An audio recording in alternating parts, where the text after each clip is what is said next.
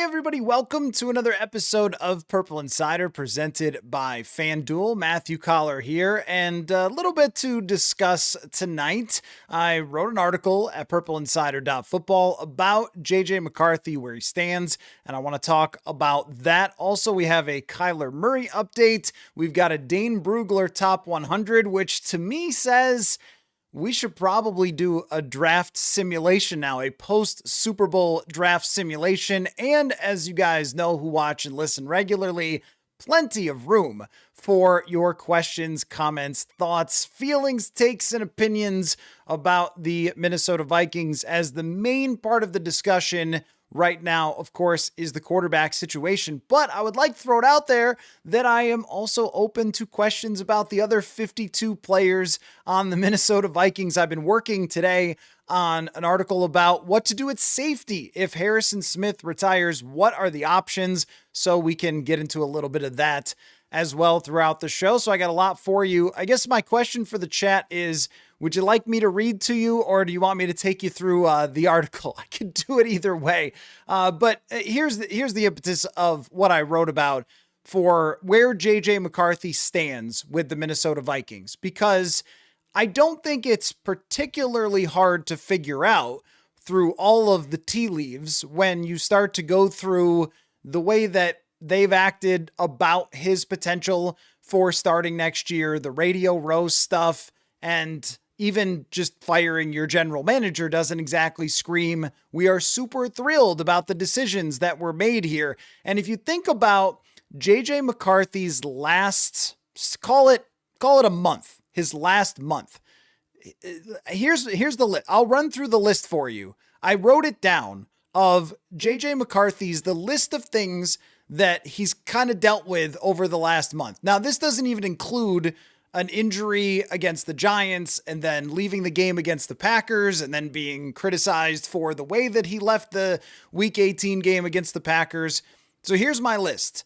I wrote, how in the world is JJ McCarthy supposed to feel after these last 4 weeks? His head coach failed to endorse him as the 2026 starter in 2 separate press conferences. His general manager said that the decision to keep him keeps him up at night, to keep McCarthy. The same GM was fired. His owner didn't utter his name in the press conference to talk about Kwesi Adolfo-Mensa's firing. His teammates went on Radio Row and weren't shy about admitting that they wanted Sam Darnold back in 2025 and that he was essentially to blame for Justin Jefferson's down season. More 2024 Vikings like Harrison Smith and Blake Cashman and Nick Mullins talked in separate articles by Tyler Dunn and Kalen Kaler about Darnold wrongly taking the blame for 2024. NFL insiders repeatedly mentioned different quarterbacks for options for the Vikings, including Kirk Cousins, maybe Mac Jones, Derek Carr, Malik Willis. And then during the Super Bowl broadcast, there were a bunch of references to the team that let Sam Darnold go. So JJ McCarthy has had it pretty tough. And as far as I know, there isn't anybody who has come out to toss JJ McCarthy a lifeline, except for Justin Jefferson saying, I'll work with him. And that's really about it. And I know that in those Radio Row interviews, there were other somewhat complimentary statements, but the ones that really made their way around looked like Jefferson saying, yeah, I didn't have good quarterback play, so I'm still the best. And Aaron Jones saying, yeah, we wanted Sam Darnold. And I don't think that any of these comments are meant to go after JJ McCarthy from his teammates. And I'm not saying that they do, that Aaron Jones or Jefferson or Cashman or Harry or anybody in complimenting Sam Darnold meant to bring down JJ McCarthy. But everywhere the guy looks, it's the quarterback that his own team got let go. And everyone's saying, how in the world could they turn over to that other guy? Which, of course, would not have been the case had JJ McCarthy played very well. And what this kind of led me to, Darnold winning the Super Bowl, these things, is there has been a little bit of, I think, people grasping at straws a bit by saying, hey, didn't Sam Darnold just win the Super Bowl after development, and you guys are going to be ready to get rid of JJ McCarthy or put JJ McCarthy on the bench when, Darnold proved the world wrong? And yeah, to me, that is a reach to conflate those two. two very different situations. Sam Darnold played for two of the worst franchises in the NFL at the time. He had no weapons, no line, coaches that immediately got fired, and also had to start more or less right away in his rookie season, was not given any time to develop, where, well, JJ McCarthy did not get to start because of a meniscus. He did have plenty of time behind the scenes to learn about the offense, to do the virtual reality, all that sort of stuff. He had an entire season of watching Sam Darnold deal with the ups and downs and how he carried himself professionally. And then McCarthy did not always carry himself like Sam Darnold and clearly struggled with knowing and running the entire offense, which he had been studying for a year before. And then you have also the issue of the mechanics, the throwing, that while Sam Darnold certainly developed his decision-making, and I think his vision for the field and his understanding of offenses and how they work and where all the little outlets and tricks and trades are over the years and going to San Francisco, he also has been able to throw a football masterfully since probably he first picked it up. And that was one of the reasons that he was drafted so high. That seems to be quite a bit different from JJ McCarthy. We're talking about a third overall draft pick in a legendary draft versus the fifth player taken in the 10th. It's a different pedigree of prospect between the two. The comparisons to Sam Darnold when he was coming out were like Carson Palmer, which may have been a little too easy, but it was all like stars. And with McCarthy, it was more like, well, Matt Hasselbeck. And I think he's got more physical tools than a lot of the comps that were made to him, but it's a different degree of prospect that we're talking about. It's very different circumstances where I think we can pretty clearly say that Darnold was held back by being coached by a lot of people who never even got jobs again. His offensive coordinator in his first year, then they bring in Adam Gase. And I mean, he's just getting back into the league now, or has been sort of bouncing around behind the scenes for quite a while now. I saw, a tweet from Ian Rappaport about that. I mean, I think that those are two things you cannot really put in the same bucket, because Sam Darnold did not come in with Justin Jefferson. He did not come in with the coach of the year from the previous season, did not come in with, eventually he got, Jordan Addison and a Pro Bowl tight end and, even an improved backfield, even if they didn't lean on it and so forth. So I don't think that you can just say that now every single quarterback who any team ever gives up on. I mean, if we look at the list of quarterbacks that teams have given up on, how many of them actually turned out to be Sam Darnold? So was Geno Smith a second round pick? Okay, Baker Mayfield, but he showed that he could be pretty good in Cleveland. That seemed to be more of a personality conflict between Baker and Kevin Stefanski and the Cleveland Browns, but it wasn't that he didn't show he could actually be good. He got to the playoffs. He had an 11-win season. He won a playoff game. I find it hard to throw Baker in the same conversation as Sam Darnold. How many other Sam Darnolds are there actually? I mean, there are quarterbacks who definitely took a big step eventually, like an Alex Smith, or a Jared Goff was really a year two thing. By year two, Jared Goff was already leading the top offense in the NFL once they got Sean McVay and Robert Woods and Sammy Watkins and Andrew Whitworth out there. So that was pretty quick that he made an ascension there. It's hard to find that many other quarterbacks. Ryan Tannehill is one of them who their team gave up on them, and it ended up working out, especially if they were willing to give up quickly. If they were willing to give up fast, like a Kenny Pickett after a couple, what was it, 2 years he got? Maybe 2.5 years he got to start. I don't know. Is Justin Fields giving up fast? Maybe not. Maybe they gave him more time than they needed to get to the bottom and get this rebuild going. But my point is that there aren't very many quarterbacks recently that you can really look at that if their team saw them every single day and they decided to give up on them, that it actually ended up working out. On the other side of that, you could say that JJ McCarthy has had about as bad of luck as any quarterback that has come into the NFL over the last, 10 years. And yes, he did come into a team that is very good and a team that had won 14 games the year before and so forth. But he suffered an injury that set him back, and no one actually ever knew how much it was going to set him back, probably including him, definitely including the team, because they expected him to pick right up where he left off, and instead, it more or less sent him back to square one. So he has that bad luck going for him. In a way, it's actually bad luck that his team won 14 games. Because if the Vikings had won, say, 7 games with Sam Darnold, and then he goes and wins the Super Bowl, everyone would be like, what? You never saw that coming in a million years. Of course it made sense to get rid of Sam Darnold after he won 7 as opposed to 14. And it set the expectation for the ownership, for the coaches, for the general manager, everybody in that locker room sky high. And they treated it last offseason as such. I was thinking about this today, the spending spree that went on and how many emergency podcasts we had last year because the Vikings said, we just won 14.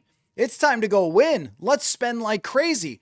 And had they only won 7 or 8 with Sam Darnold in 2024, then a rocky year for JJ McCarthy around a team that hadn't pushed all chips to the middle of the table would not have been viewed, I think, as such a massive failure. And then we get to the point too, where the week 2 thing, the birth of his child, which Kevin O'Connell has brought up many times. I have not. I don't want to get into that. But then the injury. So you have this total whirlwind where it begins with a comeback in the first week that is fantastic in the fourth quarter. And then this horrible game against the Atlanta Falcons, which is as bad as any Vikings quarterback has ever played in a game in the modern era. I'm sure there's a game in 1962 where someone played worse, but it's about as bad as it gets. And he hurts his ankle. He gets no chance to bounce back against the Cincinnati Bengals. And I'm pretty sure, maybe it's a reach, pretty sure that he would have come back earlier had they not gone overseas. Because when they went overseas, long travel, that's when he had swelling, set him back, couldn't come back early enough. Had they just gone to Pittsburgh and Cleveland and he had healed, then that ankle sprain wouldn't have set him back 5 weeks, which is an enormous setback. Then he comes back, and I think that it did take some adjusting for Kevin O'Connell, but I think that's overstated. I mean, if you watch that Lions game, O'Connell did not make him throw 50 times. He wasn't having him stand back there in the shotgun looking like Matthew Stafford, just whipping it around. I think that he did try to protect JJ McCarthy as much as he could in terms of running the ball, using play action. I looked at this not too long ago that after, I forget what game it was, because the Ravens game, they fumbled, the Ravens score, you're down by 2 scores, and now you've got to throw the whole rest of the game. So that one, after that, the play action percentage for JJ McCarthy was in the top 10. They started using big personnel. They started dumbing down the offense for him and everything else. And you could say that it worked, but it worked way too little, way too late. Playing against bad teams, playing against backups, not making it through full games. Did not have to play Seattle, by the way, which we talk about the numbers that happened, but so what about that one? I mean, now, like, justice for Max Brosmer, because that guy had to go play the best defense in the NFL. JJ McCarthy didn't. I can't imagine after the way it went against Green Bay that it was headed in a much better direction if he had been the quarterback. So the progress that's made at the end of the year, it's not enough. It's not enough to sell anyone that is suddenly your franchise quarterback. So what you would be asking the Vikings to do, and what I mean is Kevin O'Connell, the Wilfs, Justin Jefferson, Jonathan Grenard, Blake Cashman, all these players, Christian Darrisaw, assuming he's good to go, Brian O'Neill, all these guys who have worked so hard to get to the point where they're in their careers, in their peaks, trying to win. And I remember Brian O'Neill last year saying, I don't care if we run it 50 times or pass it 50 times. I just need to win. I'll play. I have no opinions. I'll play however they ask me to play. I just need to win. And I think what that quote shows you, and Jonathan Grenard getting the t-shirts and everything else, more is required. And, you know, Grenard's intensity during training camp was really something to see because, I mean, they were a wrecking ball in that training camp, you could just see that they were trying to take this to a different level. And putting it all on McCarthy, putting all those chips on McCarthy, it just doesn't make any sense. I mean, based on the performance, and I've got a number for you that really I think tells the story here, when there's a lot of discussion about how much Kevin O'Connell is to blame. Let me give you this paragraph from my article. By NFL Next Gen Stats completion percentage over expected, which weighs the openness of the targets versus completion percentage, McCarthy was the third worst in the NFL at 5.2% lower than expected. In 2024, Darnold's expected completion percentage was 63.5, and in 2025, McCarthy's was 62.8. So that's 0.6 separated. That sure makes it look like it's about the quality of throws. The point is that the expected completion percentage for Darnold and McCarthy was the same. So where they were throwing versus the separation of their receivers was the same. Darnold hit them, McCarthy didn't. And to be the third worst in the NFL, and number one is Brady Cook. I don't even know if that's a real person. I didn't see a single Brady Cook game for the New York Jets. I mean, that was the worst team in the league. Some guy who's not even, I don't think he was drafted, just as randos thrown at the end to make sure they get a higher draft pick. That guy was the worst. So there's one. Coincidentally, it actually was Caleb Williams was the second one. But there's, McCarthy right there. And that kind of says to me, and Caleb Williams missed a ton of open throws, by the way. It's the biggest concern they should have. But with McCarthy, he didn't make it up with the other stuff like Caleb Williams did. The playmaking, the out of structure, the clutch plays, all that sort of stuff there was just way too much throwing inaccuracy from McCarthy. And then the vibes got kind of weird toward the end of the year. And I don't know if that's a product of McCarthy's connection with Kevin O'Connell or just everyone being frustrated by the results, or, O'Connell feeling like, oh man, this kid's a lot more to deal with than I thought he was going to be, right? Or whatever it might be. There's a bunch of little things that sort of added up. The touchdown dance, not that he did it, but the fact that it was told to us. The fact that O'Connell went on with the team radio and talked about how McCarthy was seeing things out there that they had never talked about before, and coming back to the sideline and trying to give him feedback that didn't make sense to him and stuff like that. Like, that connection was close with Kirk and close with Darnold. But if you don't have that, all going with JJ McCarthy would be next year, if you only went with him, would just be a total blind roll of the dice with no real evidence to work with that it's going to work. But here is where I do feel for JJ McCarthy, because the quote from Kevin O'Connell that organizations fail quarterbacks more often than quarterbacks fail organizations. The key to those sports is more often. It's not always. It's not every single time. There are some guys that can't do it. And in every draft class, poor Josh Rosen, who's probably, I don't even know what, right? Just living his best life somewhere with a lot of money that he earned for doing nothing in the NFL. Josh Rosen got in those little graphics when Darnold won, and he was the first from the 2024 class to win a Super Bowl. And you're reminded, oh, right, Baker's pretty good. Lamar is legendary. Josh is legendary. And here's, Josh Rosen was also drafted in this class as well. And sometimes that's the one that you land on. But where I do feel for McCarthy is that you've had these injuries and you have a team that now has no patience whatsoever. And in theory, it makes a lot of sense for the Vikings to stick with him for 3 years and work through the tough times and try to be the best they can be for JJ McCarthy and squeeze every ounce of blood out of the stone and see if they can get those mechanics together and see if he'll grow up from a perspective of learning the offense and understanding football and decision making and all those things. It would be great if they could do that. But the reality is, and the last sentences of my article, which you could read the whole thing at purpleinsider.football, are football isn't fair. In a sports world full of justice, every kid with talent would get their shot. But the NFL can't wait around, and that's why most quarterbacks who have had McCarthy start to their careers are out pretty quickly. That's why O'Connell's quote was rooted in the right idea, but he might not be able to follow through with it. That I think it's the right idea, that patience and attention to detail with young players and supporting cast and all those things are a huge dictating factor. And Sam Darnold is absolutely proof of that. But you don't have time to find out, because Sam Darnold, his peak season, I think he turned a corner in 2022. You could see that in the numbers. But his peak season is 2024. He's drafted in 2018. And he played the whole time. JJ McCarthy has barely played. So how far behind are you from the 6 years it took for Sam Darnold to go from the Jets to where he is? And that's why I've noticed that, a lot of Jets fans and Jets media have just been saying, hey, good for him. Like, what? I mean, what you didn't, no one would have expected the Jets to sit around for 6 years to wait for Sam Darnold to get it.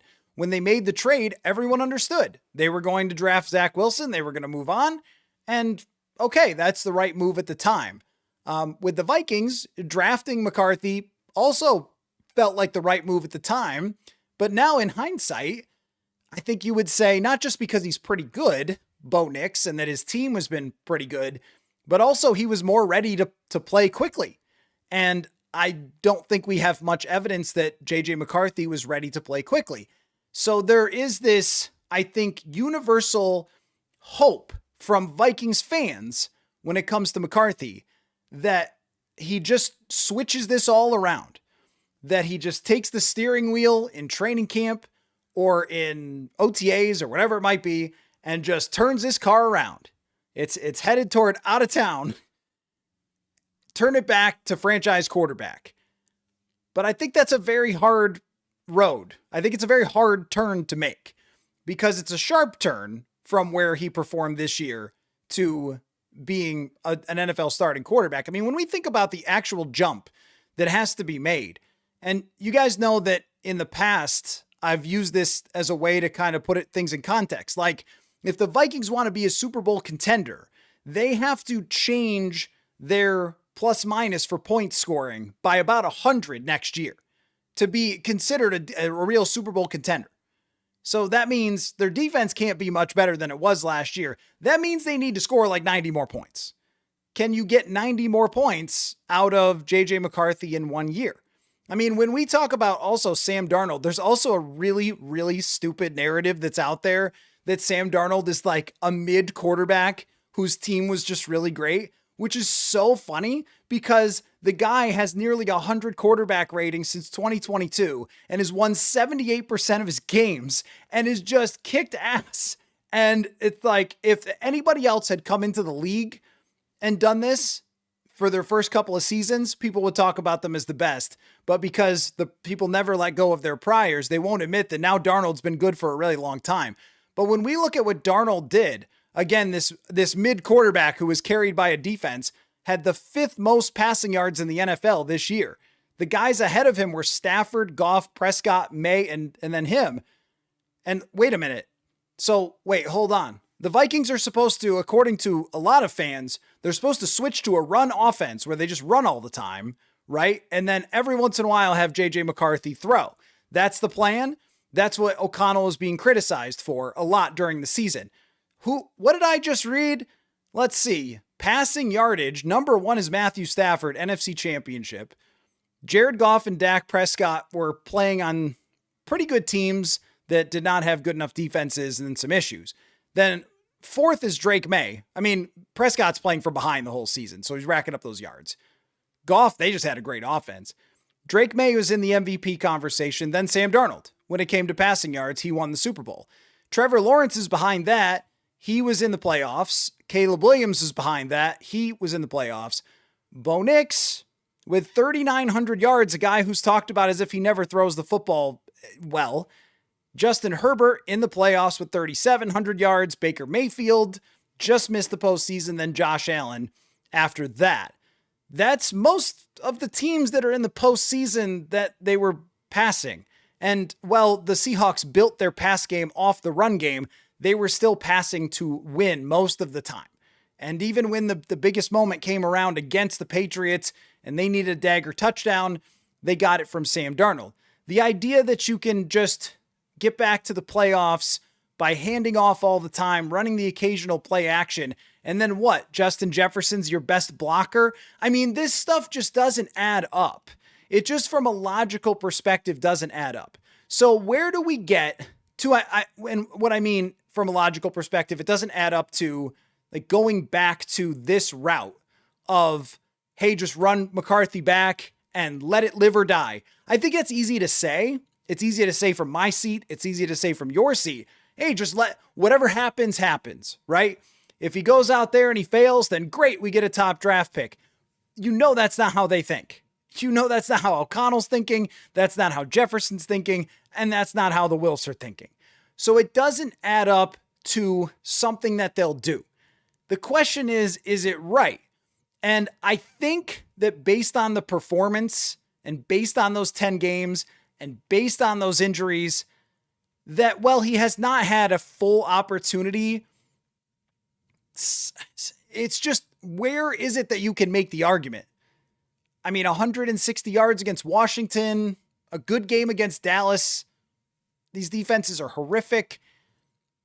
And even then there's missed throws. I mean, I don't know. Like you have to be able to grip onto something that makes you really believe it. Flashes are not enough. I mean, Christian Ponder had games where he was okay. EJ Manuel, who I've compared him to, has had games that were okay. There's not enough there to be able to say, yes, this is what we could point to as evidence that it'll take the next step, and this is what they do. So I'm not even sure in a theoretical world if it makes sense either based on the actual performance to carry on down this road. So to the question of, are the Vikings failing JJ McCarthy? I don't think that you can say yes. I think you can say that a lot of circumstances have gotten us here that are not necessarily the fault of JJ McCarthy, most certainly the injuries. Those are not his fault. And you can never blame him for having a meniscus tear that set him back. But that's also life in football, is that sometimes injuries set back careers, and you can't just say, well, you know, this running back is slower now because he had knee surgery, but we really like him, so let's just keep you can't do that with any other position. So he got set back and then gets set back again, and now you're in a position where you need to win. But a lot of teams are by the third year of a quarterback. So I have said before that, well, had he gone to the Titans, he would have just had a year to play and nobody would be paying that much attention. Look how bad Cam Ward was statistically. And they're like, fine, we've got our quarterback, I guess, for next year. But if Cam Ward doesn't play well, I mean, look at Will Levis. If Cam Ward doesn't play well next year, I mean, they're going to be talking about what else to do, aren't they? How many quarterbacks get all of year 3 after the first 2 years have yielded so little in terms of production? That makes it hard to say that they're failing JJ McCarthy.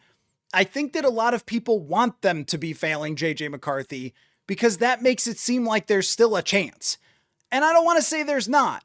I don't want to say there's not. I think that over a long term that the improvement can be there and that he can develop and he can get a lot better. But I have a very tough time saying the Vikings organization and Kevin O'Connell failed him by not letting him go out there, potentially not letting him go out there next year with a team that could get back to the postseason and just have the entire thing be about his development again.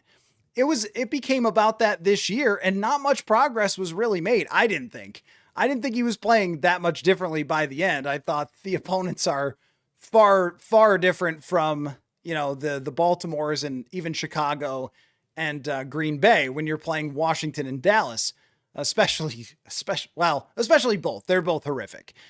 But I didn't see, like, when you're talking about an offense that's just sort of loading up with big personnel, running a lot, play actions, get them on the move a little, throw to the outsides, not have a whole lot of motions. I mean, it was not really an NFL caliber offense that you can win with over 17 games. So if you don't feel like at the end of year 2 that you have a guy running your full offense, I just don't know how you can do that, how you can guarantee anything. The possibility exists for McCarthy to take a big step forward, and it's on his shoulders now to do it. And it's on his shoulders now to be Sam Darnold, to prove the Vikings wrong for thinking about other quarterbacks, to prove them wrong for whoever they bring in and beat that person out. Or if he doesn't, then to go prove him wrong somewhere else if he ends up doing that. Or to be the best dang backup quarterback he can possibly be, like Sam Darnold was for San Francisco, and really learn and then make an argument later on. At some point, like maybe even next year, if they brought in a 1-year stopgap to make that argument behind the scenes by working his butt off. I mean, there are lots of quarterbacks who it didn't work out for right away that eventually proved themselves, including Sam Darnold. So it's now kind of up to JJ McCarthy. I think the verdict would be, how did I put it in the article? Let me find out. Let me see. I think I made a verdict in the article where I said, okay, here it is. Was it asking a lot of McCarthy to pick up where he left off in the previous year's training camp? Yes. Was it asking a lot of him to handle an NFL starting job on a win now team? Yes. Would you be convicted in football court of malpractice and ruination of a quarterback? That's a tough sell. So those are my thoughts on whether the Minnesota Vikings have failed JJ McCarthy. And we'll get to your comments and questions shortly here. But I did want to remind everyone of the FanDuel question of the day, which is the Vikings open up on FanDuel as plus 5,500 to win the Super Bowl next year. The only teams they're ahead of in the NFC are the Giants, Carolina, New Orleans, and Arizona. Is that fair? Who else would you put them ahead of for Super Bowl odds as of right now? So, deep breath. That's a lot. That's a lot. But I would not convict Kevin O'Connell of hypocrisy for saying that franchises fail quarterbacks more than quarterbacks fail franchises. I would not. I think that it does not apply to every single person. And also, failing the team for McCarthy doesn't mean that he did something wrong or that it's his fault or that there was anything he could do about certain injuries. But those are realities. Those happened. And now, after only 243 passes last year, it's going to feel like you're starting from year one again. It feels like you have made no progress whatsoever because you're not even running the full offense by the end of the season. That is impossible for the Vikings to not have a backup option. If not a starting option. I mean, a backup option as in like another potential person who could be starting. If that makes sense. Okay, let's, there's one other thing I want to look at real quick. We have a Kyler Murray update, and then I'll get to Dane Bugler's top 100 and answer your questions and so forth. We got time. Here's this from Josh Weinfuss, one of us actually, Arizona reporter, originally from Minnesota, said the Cardinals in theory have 5 weeks to decide what to do with Kyler Murray. He's due another roster bonus on the 5th day of the league year, which is March 16th. One thing I've heard is that Murray really likes living in Arizona. He's established a routine here he really likes. However, I've been told that he's not sure how it will all play out. And remember, as I reported on January 26th, a source told me that they believe if the Cardinals can trade Murray, they will. Lots to unfold in the next month. So there's, I've been saying that the Cardinals will probably release Kyler Murray because I have a tough time believing that someone's going to do a trade for Murray. But it could be like this. Let's say the Cardinals eat 90% of that salary and the Vikings give them a third and a conditional fourth, fifth, something like that for Kyler Murray. It would not be a huge amount since they're getting rid of him. And it seems that they kind of really want to get rid of him. And Murray liking his routine and the morning sunshine in Arizona doesn't mean a thing. They bench this guy for the entire year. So it's great that he's got a little routine or whatever. But I mean, if I'm Kyler Murray, I want to play football, not for a franchise who benched me for Jacoby Brissett so they could get all the way to the bottom and draft high or whatever. I would not be too keen on sticking around with that. And also, who does that to their franchise quarterback? If you believe in a guy, you're not doing that. So yeah, I mean, I think that he is as good as gone from Arizona. A trade though, if you were to give up, I don't know, a fourth that could become a third or something, and then they take most of his salary, okay, that's doable. I talked with Nick Underhill today about Derek Carr, who would also have to be traded. The prices for players like this are not high. He went through the history of guys where the team is completely out. It's not high most of the time. And I mean, if you're the Jets, like what's the point in trading for Kyler Murray? Like, I don't know. You can't support him. What does that really even do? I guess they would be in on that. Who else? There wouldn't be that many teams outside of the Minnesota Vikings who are truly looking for that quarterback. I mean, if you're a team that's down at the bottom, you're probably looking to draft fairly high next year and get your franchise quarterback. So are you giving away draft capital for a guy who could get you to 8 wins if you're the Jets, or 7 wins? Like, what point would there be of that? Makes a lot more sense for the Vikings, who are looking to get back to the playoffs. But your latest on Kyler Murray. Okay, deep breath, deep breath. Let me bring up the chat here and start. Well, I got to scroll backwards to get your thoughts starting at the very beginning of the show. And I'll try to catch up as quickly as I can. If McCarthy plays badly this season, we can get Arch Manning. See, that's the trouble, is that you can make this argument that, hey, why not just play JJ McCarthy and then see what happens? Which I think is fine, but if you had fired everybody and then stuck the next coach with him, all right, then that coach would be coming in and assessing McCarthy and making his own decision or whatever. But that's not what you're doing. I mean, you fired the GM, but you're sticking with the coach. And Jefferson still needs to get the ball, and you need to have someone who could throw with anticipation and is accurate enough to find Justin Jefferson, because your offense is going nowhere if you don't. We saw that this year. How can you say just stick with them? And look, you know that's my wheelhouse. What you're saying is that's my wheelhouse, which is, get to the bottom, get the quarterback, build around him. That's something I have advocated more than a few times over the years. And that's why I don't dislike it, what you're talking about. I just don't think it's realistic. And the same sort of goes for the failing him or not failing him. Like, failing him in a way by not giving him any more than 240 passes, if that's how it goes, then yeah, it kind of is, because he should get more time to develop as someone that was known as a developmental quarterback. So yes, that's fair. But we live in reality here with the pressure that's on this group. And also they know more behind the scenes than we know, which we also have to acknowledge as well. Bill, what's your thoughts on Stephen A. Smith going off on the Vikings in KOC? Well, I mean, nobody has taken more arrows than the Vikings over the last couple of weeks, including from this here show, for Sam Darnold reaching and winning the Super Bowl. But I do think that someone like Stephen A. Smith pointing the finger at O'Connell, I haven't heard too many people do that, which is interesting to me, since I think anyone with a shred of common sense would say that Kevin O'Connell was heavily involved in the drafting of JJ McCarthy and the decision to let Sam Darnold go. I'm not putting it on, I put it on everybody. It's on everybody.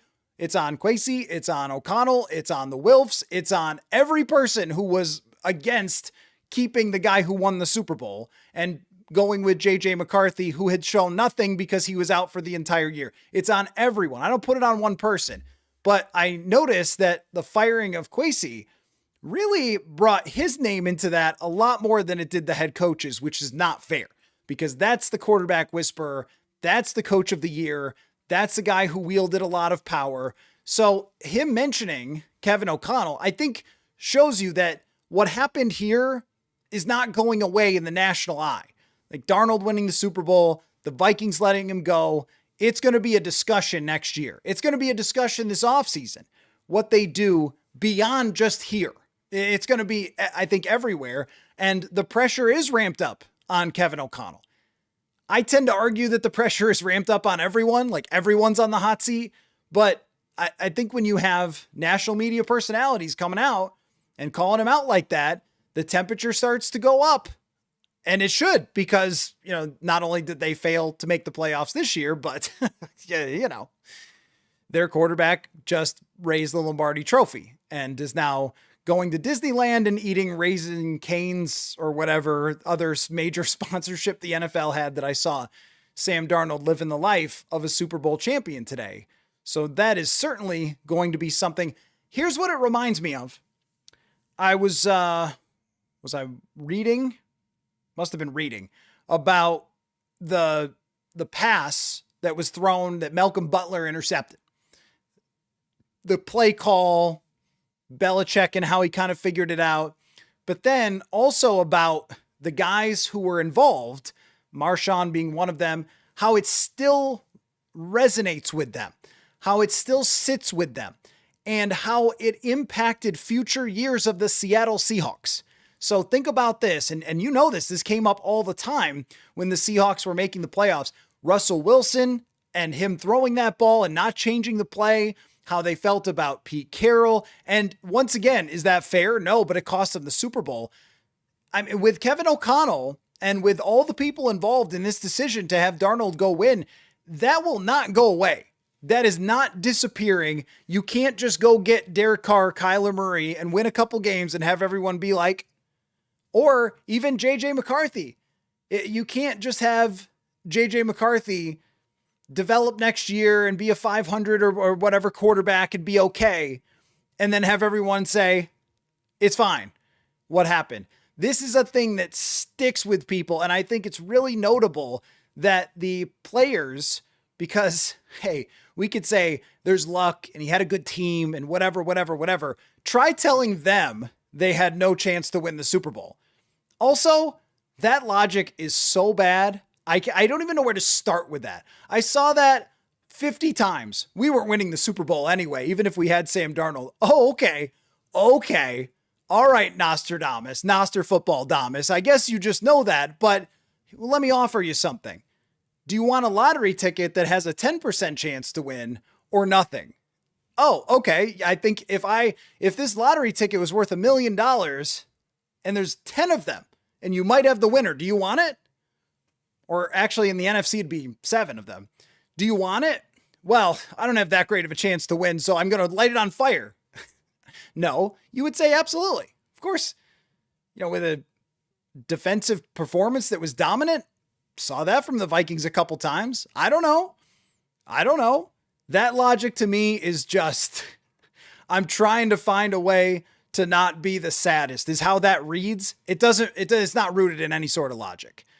Like, oh, it's fine. It's fine that he left in one because he wasn't going to win it with the Vikings. How do you know? The Patriots got there and they weren't even that good.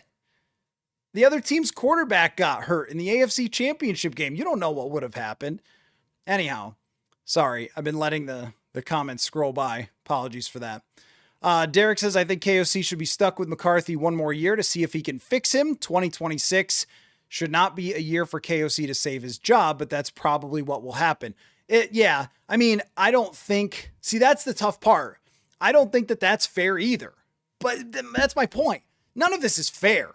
And so when you say, well, teams fail quarterbacks fail team, because it's not an even playing field. Everybody doesn't get an equal chance. And unfortunately, that leaves some folks behind who don't get all the opportunities that others sometimes do. That's sports. Everybody doesn't start at the same place in the track like the Olympics and the speed skating or something.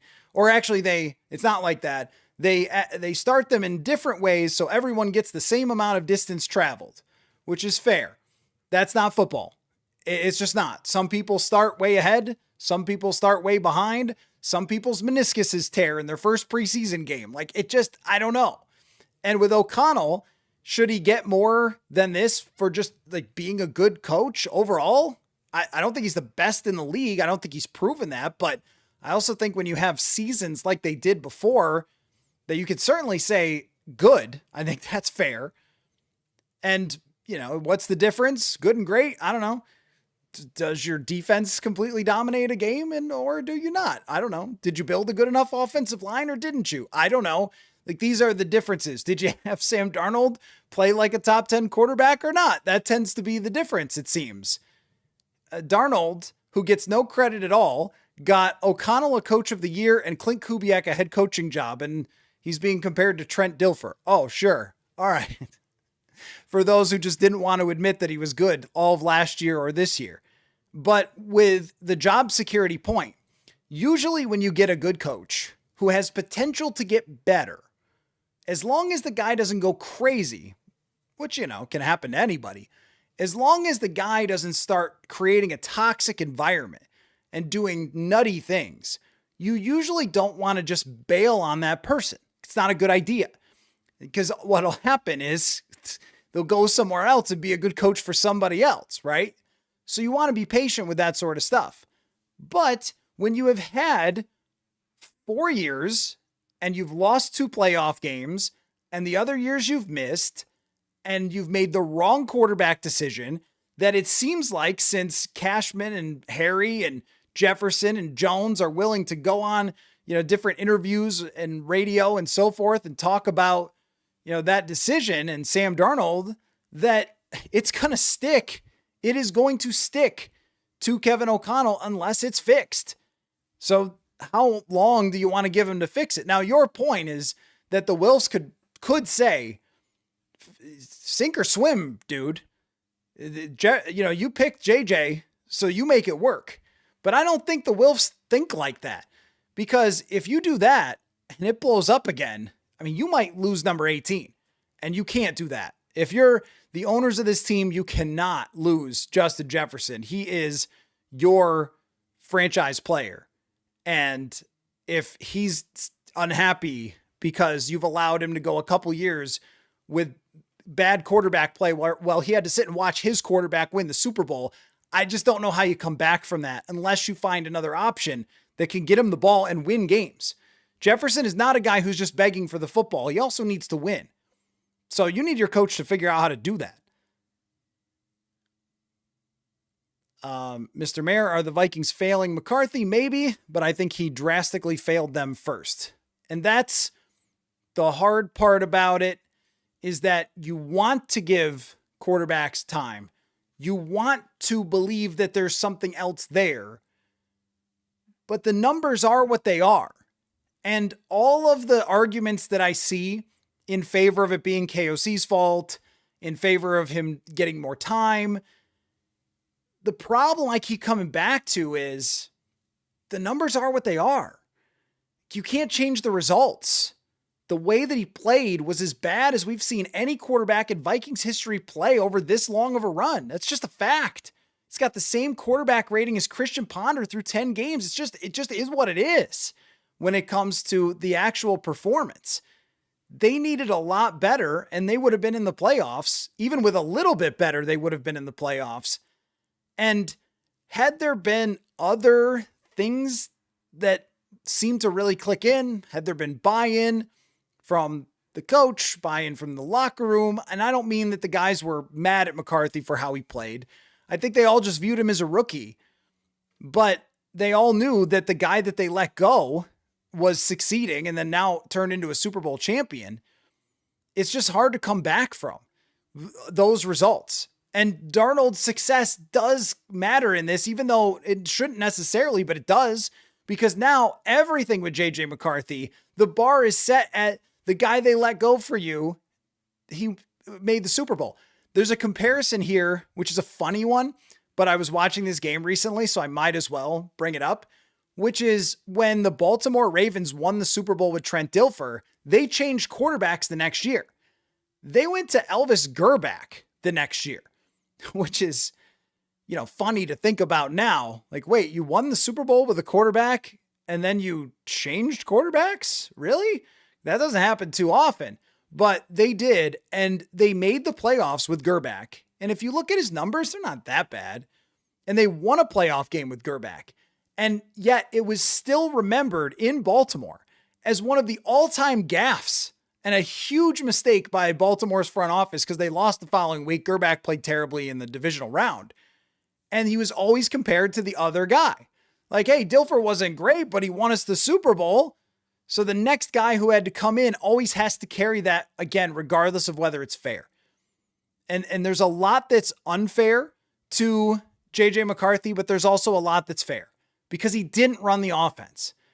And if you're Kevin O'Connell, and I read you those stats about passing yards, if you think you're going to throw for 2,800 yards and make the Super Bowl, I wish you the best of luck because Darnold was 5th in the league in passing yards. And Matthew Stafford, the MVP, who's in the NFC Championship and is one throw away from maybe winning it, he's number 1. And Drake May, who's in the Super Bowl, he's number 4. Like that, you're going to have to pass the ball if you're going to get there. You can't have 160-yard wins all the time and just hope and dream that you can be the Trent Dilfer Ravens. It doesn't work.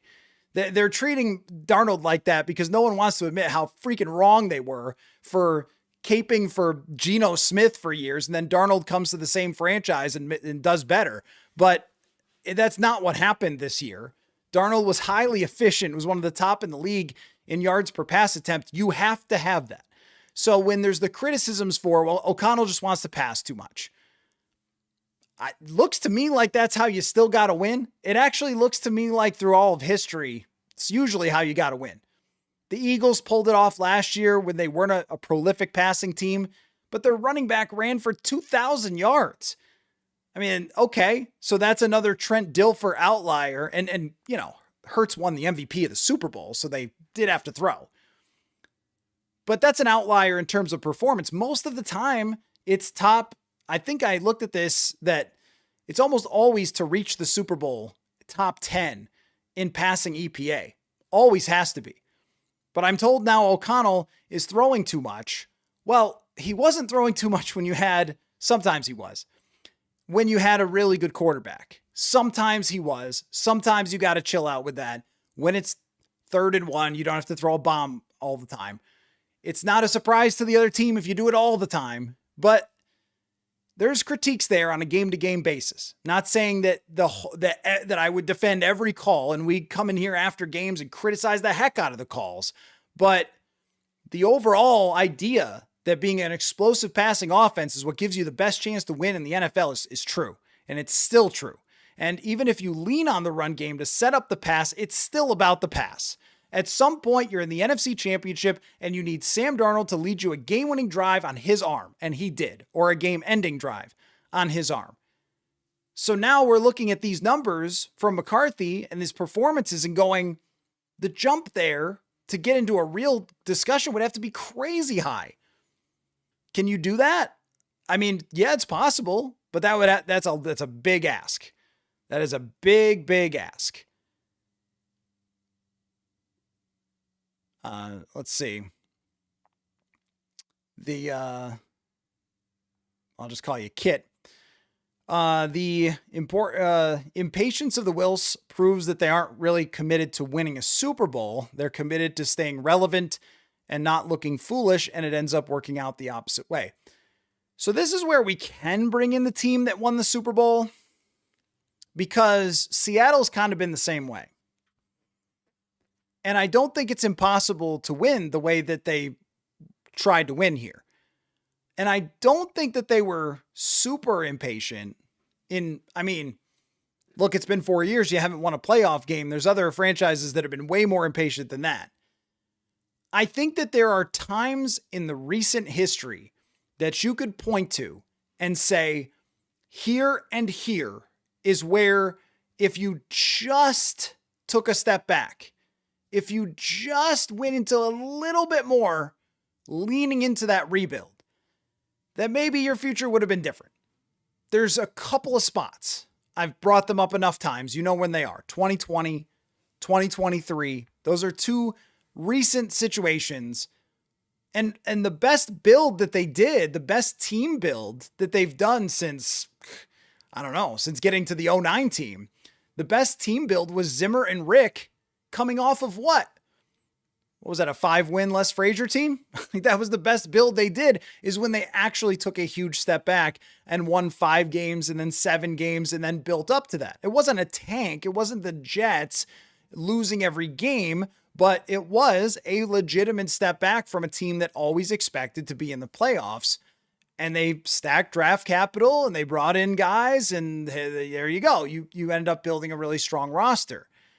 And asking them for the competitive rebuild, it's not impossible, but you have to commit sometimes to the rebuild part, which they did to some extent in 2023, but they didn't go the extra step. The extra step was moving on from Kirk in 2023, and they did not do that. And that pushed them back to not having the top draft picks to get, Drake May or Jaden Daniels or Caleb Williams. But even then, the guy they didn't pick who was still on the board was in the playoffs this year and may have, now after watching the Patriots, may have won and gone to the Super Bowl against the Seahawks. So I don't know. I mean, is that not committed enough? I don't know. They commit so much money and they commit so much into the facilities and paying the coaches. They just brought back Brian Flores. I think that there were some missteps, but I don't like to go as far as to say, well, they don't really want to win the Super Bowl. They just want to be competitive. I think they do. I just think that they haven't had the stomach for things that they may have to in the future. I don't know how you avoid it. After 2026, I mean, maybe you can squeeze it into 2027 if you get the right quarterback or if JJ takes a huge step. It's not going to be easy. It's not going to be easy. And I think the next time they get to that fork in the road, they can't try to go straight. They have to go one way or the other. Or actually, really, it's not. It's really like they went, no, I kind of like that. Fork in the road. Hey, we're going to stick around and try to win 7 or 8 games, or we're going to go down the road where we fully rebuild. And they sort of went down the middle. Yeah, I like that enough. It's not perfect. I like that enough. Mr. Mayor says JJ came into the league talking about meditation and thoughtfulness and all that stuff. When he starts playing, oh, sorry, it disappeared on me. Yeah, I know where you're headed with that. McCarthy's, how amped up he gets out there, I think has been costly for him. But what does that probably have mostly to do with is just experience. And that is really the issue that it comes down to for next season. Is he still doesn't have it. Even after playing last year, people will say, well, he went 6-4. Like, okay, well, he didn't even finish numerous of those games without injury. He was injured in the Atlanta game. He did finish that one, but still got hurt. Didn't finish what? Did he come out of the Green Bay game or did he stay in the Green Bay game? Did Brosmer finish that one out? Either way, that was brutal. But then came out of the last 2 games. Like he didn't even get 10 games worth of passes, of plays. So how do you learn to not freak out when you go out there and you get a first down and you push someone into the ground and then act like you just won the Super Bowl, get in somebody's face and get a flag? Like, this is not how people act in that position who have been there before. But he hasn't been there before. Act like you've been there. He hasn't. He just truly hasn't. Doomer KO says, Sam not affected by failure. Darnold, the first quarterback to win the Super Bowl with 0 postseason turnovers. Yeah, it was really well managed in the Super Bowl by Sam Darnold, for sure. Kit, other than Burrow, is there truly any more likely path to a championship in the next 3 years than McCarthy starting? That is a good question, Kit. That is a good question. So I think the answer is yes. I can't say for sure that the answer is yes, because the way the Vikings have done it, it's never really worked, but it's gotten them close. Randall Cunningham, Jeff George, Case Keenum. I mean, Sam Darnold. It's hard to say that if you looked at McCarthy's performance from last year, and then say, I'm going to say Kyler Murray here because that's who we had the update on today, and that's the move that I advocate. So let's say Kyler Murray. What are the odds that Kyler Murray takes the Vikings deep into the playoffs versus JJ McCarthy? Well, Kyler Murray is not even 30 years old yet. He's had multiple seasons where he's been a top 12 quarterback. And JJ McCarthy has 10 starts where he would need to take enormous leaps and bounds for next year in order to have any chance to even reach average. It has to be a huge jump to reach average. So it's very hard for me to say that there's like theoretical upside can be a scourge sometimes on analysis, because this is an old shout out. And if you remember this, I'm impressed. It means you've been listening for a long time. But I remember going on a rant on the radio one time about Miguel Sano and the theoretical upside of Miguel Sano, and how nobody struggles to let it go quite like Minnesotans when it comes to somebody with potential, because Miguel Sano was always the guy who was going to be their David Ortiz, right? And as the years went on, it became pretty clear that he wasn't. And yet still it would be every year, like he would get on a hot streak and he's different now. He's a different player. It just never got there consistently enough. The flaws were too flawed. And because quarterbacks have a long career, I think that JJ McCarthy can shore up these flaws and can get more experience someday. But if you're talking about the odds of next year, I mean, you show up for OTAs only a couple months after the end of the season. I mean, we're talking about some kind of jump that would be necessary. If you're talking about versus Kirk, I guess theoretical upside versus Kirk might be different. Theoretical upside versus Kyler Murray, that's tough to argue. That would be tough to argue that the upside of McCarthy is higher than what it is for a guy who was a number 1 overall pick, who had taken the Cardinals at least once to the playoffs and then had a good 2024 season in a brutal division.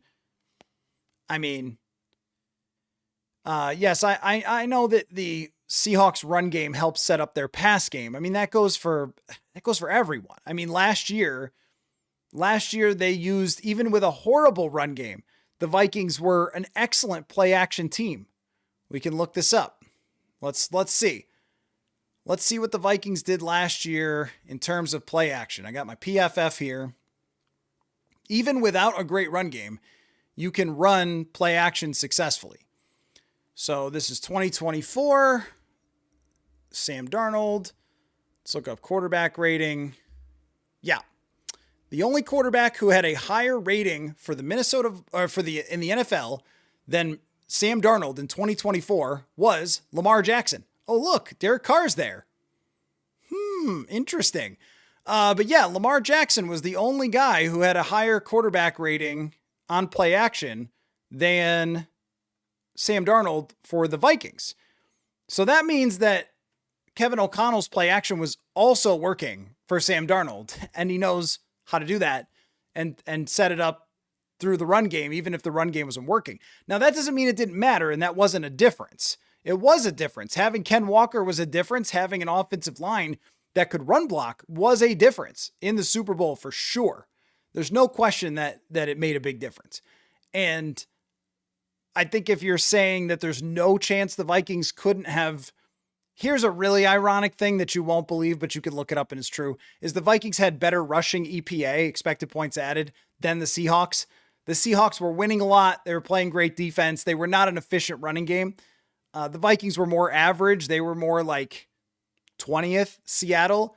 But in the Super Bowl, they ran the heck out of the ball with Ken Walker because they had the ball the entire game and it looked great. And so their running game looked phenomenal. On a play-to-play basis in the regular season, it was just okay. Yes, it did help them. I'm not denying it, but passing efficiency is always going to be the biggest driver of success. And they were able to do that. Ron says, nobody's saying run all the time, just run more to set the passes up. Okay, that's fair. That's fair. You have to be able to do it efficiently, which they did more this year, and it helped. I thought it helped toward the end of the season. I don't disagree with that. I mean, look, you're talking to the person who just loves this Kubiak system. I've talked about it for years. And I feel justified that all these coaches who were with the Vikings when Gary was here and Clint, I thought it was the right offense for Kirk Cousins and Stefanski. Like I love that offense. I love setting up the run with the pass.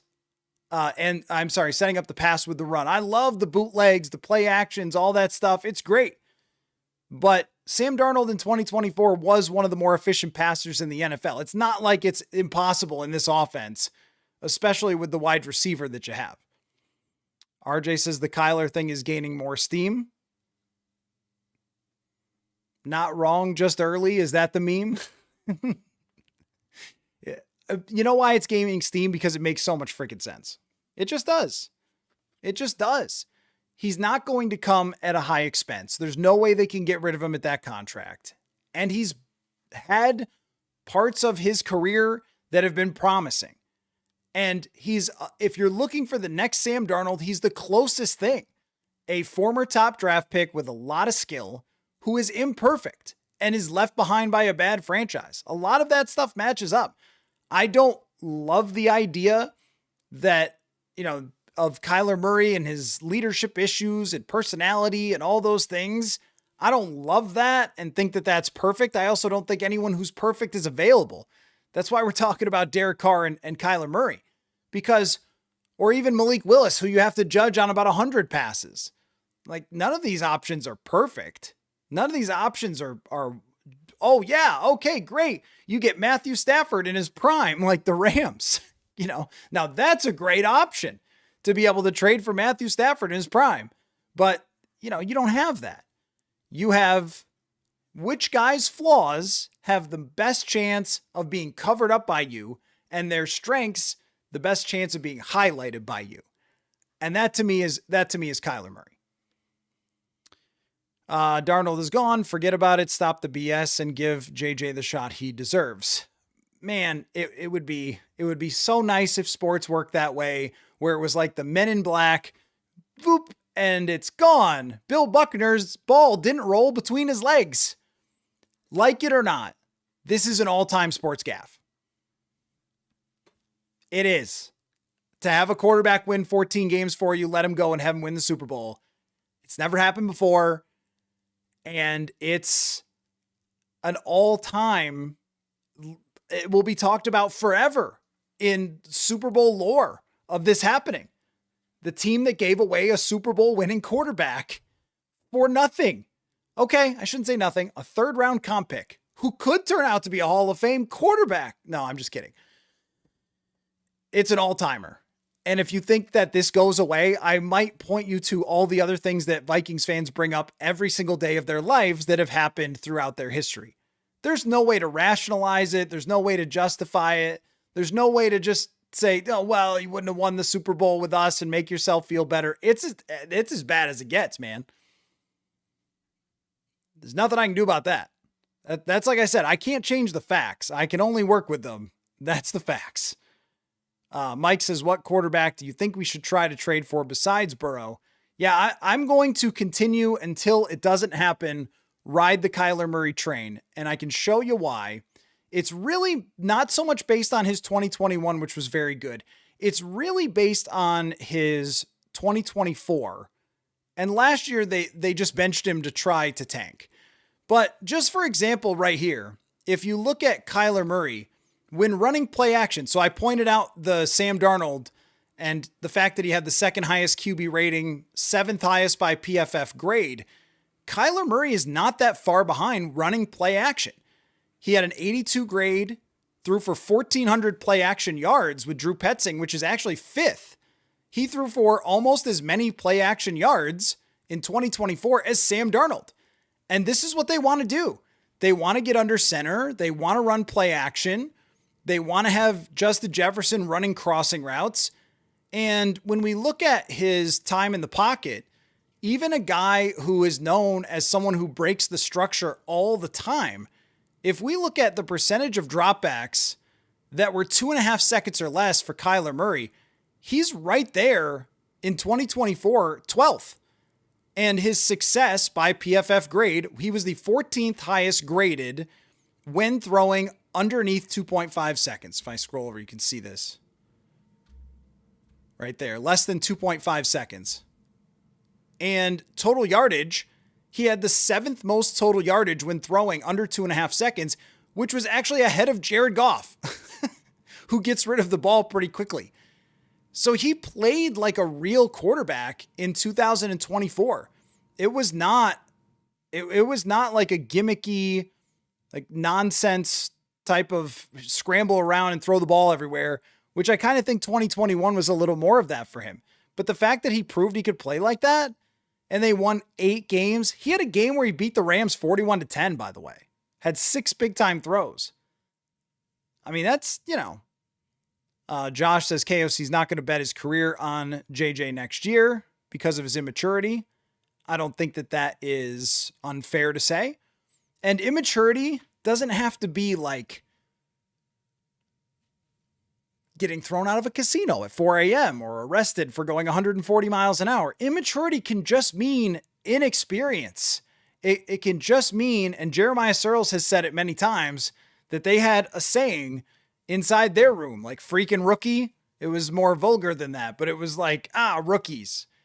Because young players, young quarterbacks, they don't all know as they get to the league, this is how I'm supposed to run a team. And I also thought that it was hard at times for JJ McCarthy when he knew that everybody was feeling it.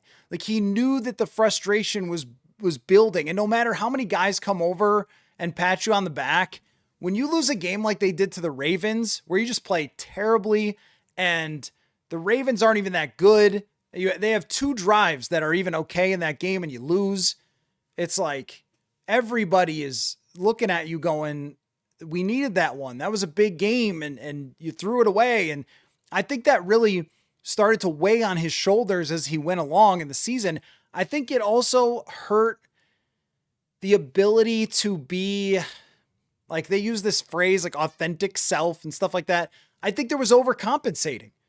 It was more like, look how okay I am. Look, I'm celebrating. I'm getting a flag. Like, look how intense I am. Look how fine I am. Sort of like, if your girlfriend breaks up with you and you start posting on Instagram that you're at Disneyland, look how fine I am that you broke up with me. It was like some of that seemed like it was trying too hard with the, like, look, I still love football, even though you guys are criticizing me. It just, that felt like, it felt like a guy who hadn't been there before because he hadn't been there before. And that's hard to go into next year with. If they had 5 years to work with, it would be fine. Those odds are tough. The FanDuel question of the day.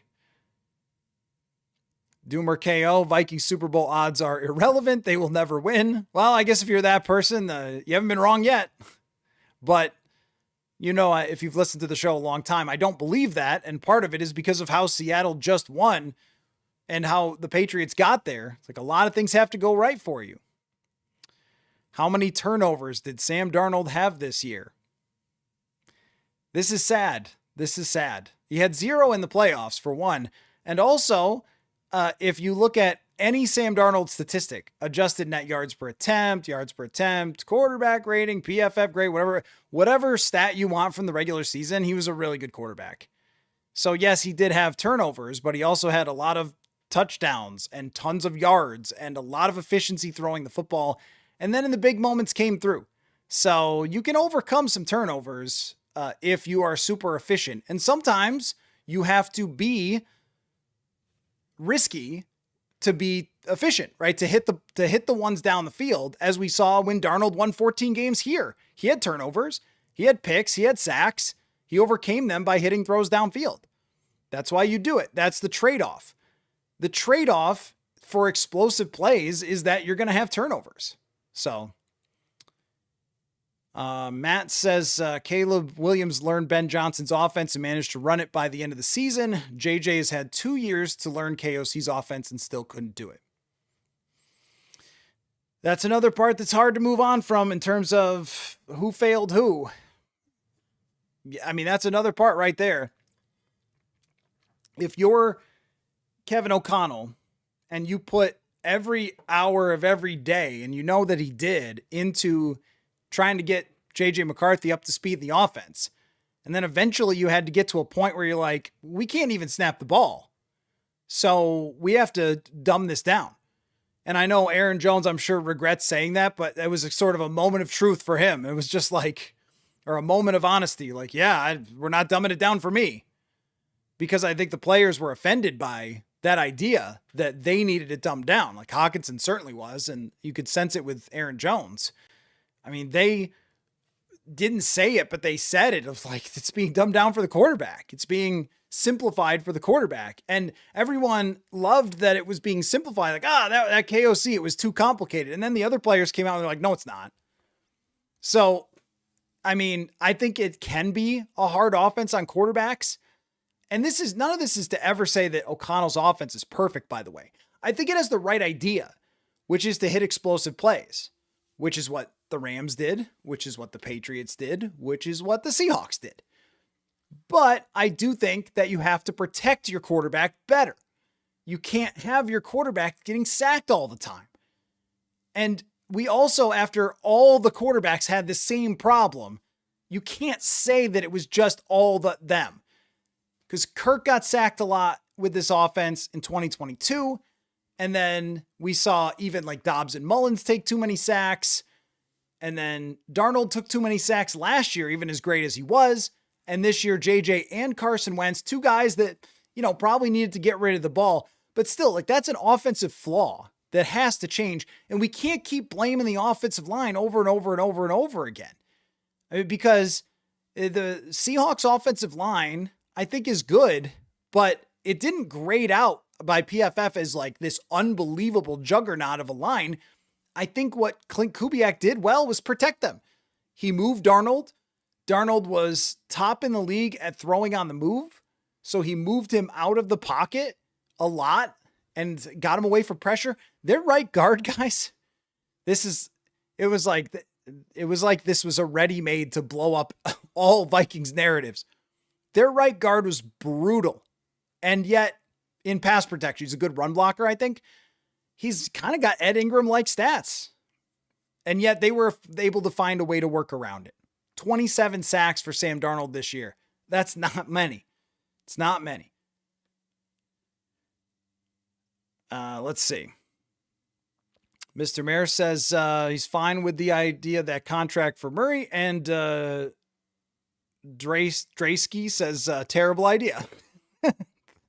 Mr. Mayer, Murray is by far the best option and Malik is second place. Matt says they benched Kyler to avoid the injury guarantee and to tank. For sure, to tank. But yeah, I mean, that's part of it, which indicates that they would want to get rid of him. Either way. Mike says not giving up that much for Kyler Murray. He's talented, but is he a QB that KOC would want to coach? He's a QB that KOC may have to coach. He may have to figure out how to coach Kyler Murray. He may not have another option than to connect with him.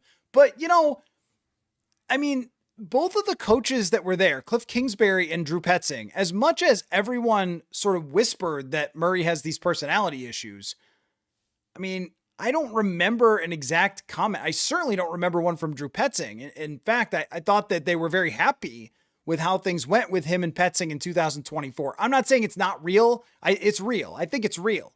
But is there anything that I've found that can really put a finger on, like, this is the specific problem with Kyler Murray that I have not been able to figure? Also, didn't Kirk Cousins have issues with Mike Zimmer and pushing Adam Thielen on the sideline or whatever? Not pushing, but, doing the whole thing at the end of 2018. Didn't Zimmer think he wasn't a leader? All that stuff. And by the end of the time he was with O'Connell, he was. So I don't know. I'm not saying he's a miracle worker. Clearly not. But when it comes to a quarterback's personality, sometimes you're only as good as the situation you're in with your personality. But I mean, it's a concern. It is definitely a concern. Jay, do you think we make the playoffs if we go get, now he's my guy? I just think it's the best idea. We don't have to make him my guy. Do I think they make the playoffs with Kyler Murray? I think if Kyler Murray played 17 games for the 2026 Minnesota Vikings, yes, they can make the playoffs. There's nothing about him that should have regressed or fallen off by the age of 28. If he was 36, I'd be like, probably not. But he's 28. He still got burst. He still ran for 500 yards last year. He still graded pretty well throwing the football. And last year is 2024, I mean. And this year, it just barely played. Mr. Mayer says Kyler throws for 4,000 yards and 30 touchdowns on this team. I mean, I'm just like, when I look at what he did with DeAndre Hopkins, it's hard to disagree. He will get the ball, at very least, he will get the ball to Justin Jefferson, and he will probably have 6 games that you want to throw yourself in Lake Minnetonka. That's probably the reality, is that he'll have 6 games that are so frustrating that you just don't want to watch anymore. And then he'll have a lot of other games that are exciting and at least is moving the offense and making plays and getting the ball to Jefferson. What are the Vikings Super Bowl odds? So right now on FanDuel, plus 5,500. That's the question of the day. It's like, who should they be better than? Because they're only better than 4 teams in the NFC. How much does that number go up if they get Murray? At least some. There's a new Call of Duty dropping. Hey, look, here's my thing. I want everybody to make a promise. Together, all right? If the Vikings get Kyler Murray, I promise you, I will never bring up video games or Call of Duty. One reason is because I got a bunch of video games sitting right next to me and behind me. So I like playing video games. I work pretty hard, but you got to take some time for games. But here's why. Not because I like video games. Because when they signed Sam Darnold, what did everyone say? They said, he sees ghosts, because it was a cute little thing that everybody remembered from when he was 21 years old against the New England Patriots. Well, at least what year did it happen? Did it happen in 2019 or 18? I mean, you're still in the dynasty of the Patriots era, and he's a young quarterback, and he says that, and then people mock him for years. So do we really need to do that with Kyler Murray? Are you going to do the same thing with Kyler Murray if he comes here? Because if you're going to do that, I'm not going to pay any attention to it. So I think we all need to vow together that if they get Kyler Murray, we're just not going to talk about the video game problem. Leadership matters. Commitment matters. Is he fully in? Does he view this as his big chance to turn around the narrative on Kyler Murray? Or does it seem like he's collecting a check? I don't know. I don't know Kyler Murray. I didn't cover him. But I'm not doing the little cute, he plays video games thing, because that sounds too much like seeing ghosts to me.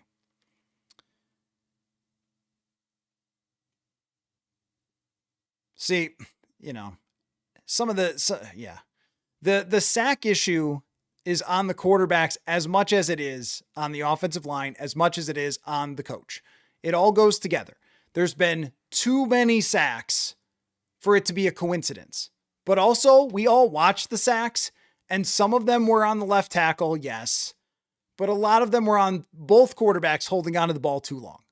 If you throw out the fact that, see, to show you how much it can be on the system, I mean, look at, Sam Darnold's improvement. But also, look at certain quarterbacks who always get sacked no matter what for their entire careers. A lot of it is on the quarterback as well. He's the one with the ball in his hands. He's the one that cannot get sacked 27 times in 240 I guess it would be how many ever dropbacks McCarthy had, 280 total dropbacks, 240 passes. You can't get sacked that much. That's way beyond. It's the backup left tackle's fault. No way. That is, you're holding onto the ball too much. You're trying to make way too many plays.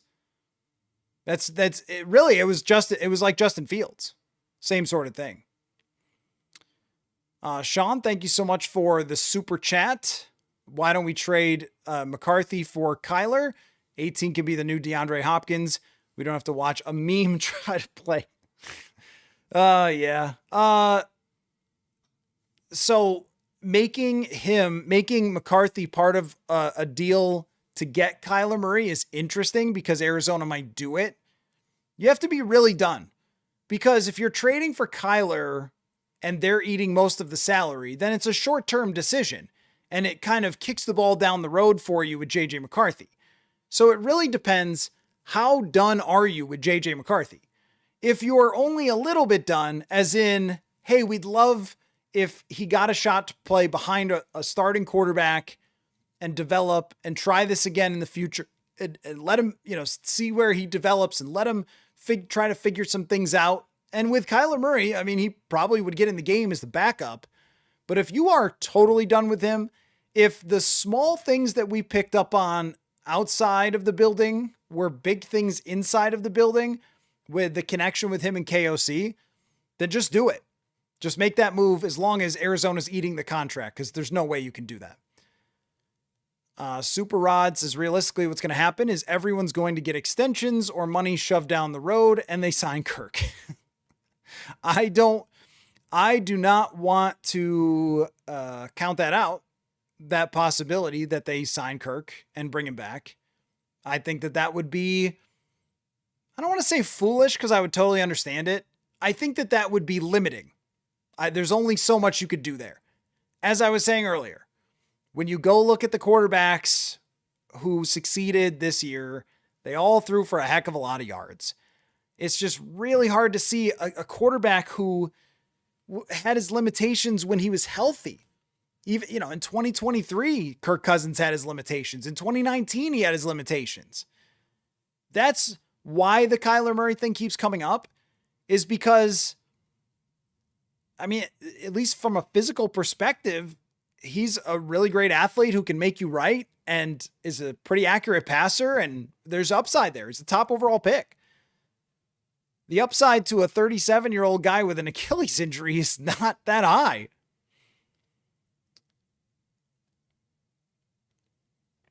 Kyler, when people say he's not a fit, I'm like, I don't know. Like, that's why I go through the data from last year, and it looks similar to the way that Sam Darnold was asked to play, except for the deep passing, where Murray is a more intermediate passer than he is a deep passer. He is not dropping back and just launching 50-yard balls. He, on a play-to-play basis, that, Sam Darnold can do that really well.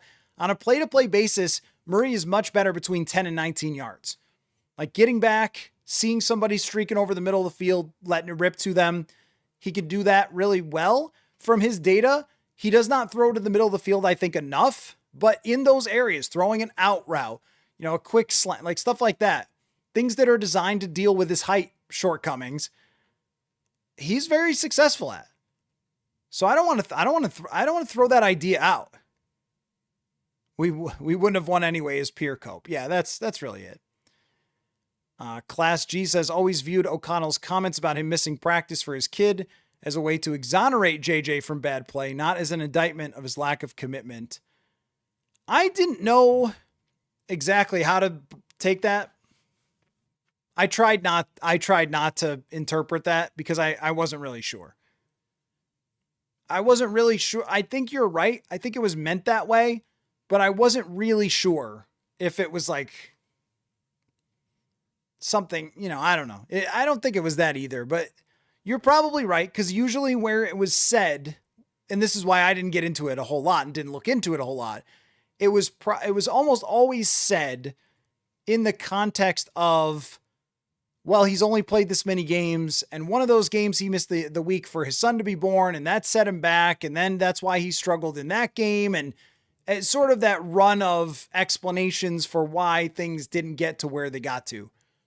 Not as an indictment of whether he cared or not. So you're probably right about that. It was brought up a number of times, and I tried not to go there too much because I feel like it's a tricky road to go down trying to interpret, well, what does he really mean? Is he trying to say this or is he trying to say that? Yeah, I didn't really want to go there, but that's where I said that I feel bad for McCarthy. Like that, the way this played out with the meniscus injury and then coming back with all the pressure and then the way week 2 happened after the big win. And you wonder about that Cincinnati game. It was such an easy game for the quarterback. Like, does McCarthy get some confidence there? Does he get back on track there? And yeah, I remember after week 2 saying, like, I still, they're playing Cincinnati next week. I still think that they'll win. I think that McCarthy will get back on track and get moving, and just wasn't able to do it because he wasn't healthy.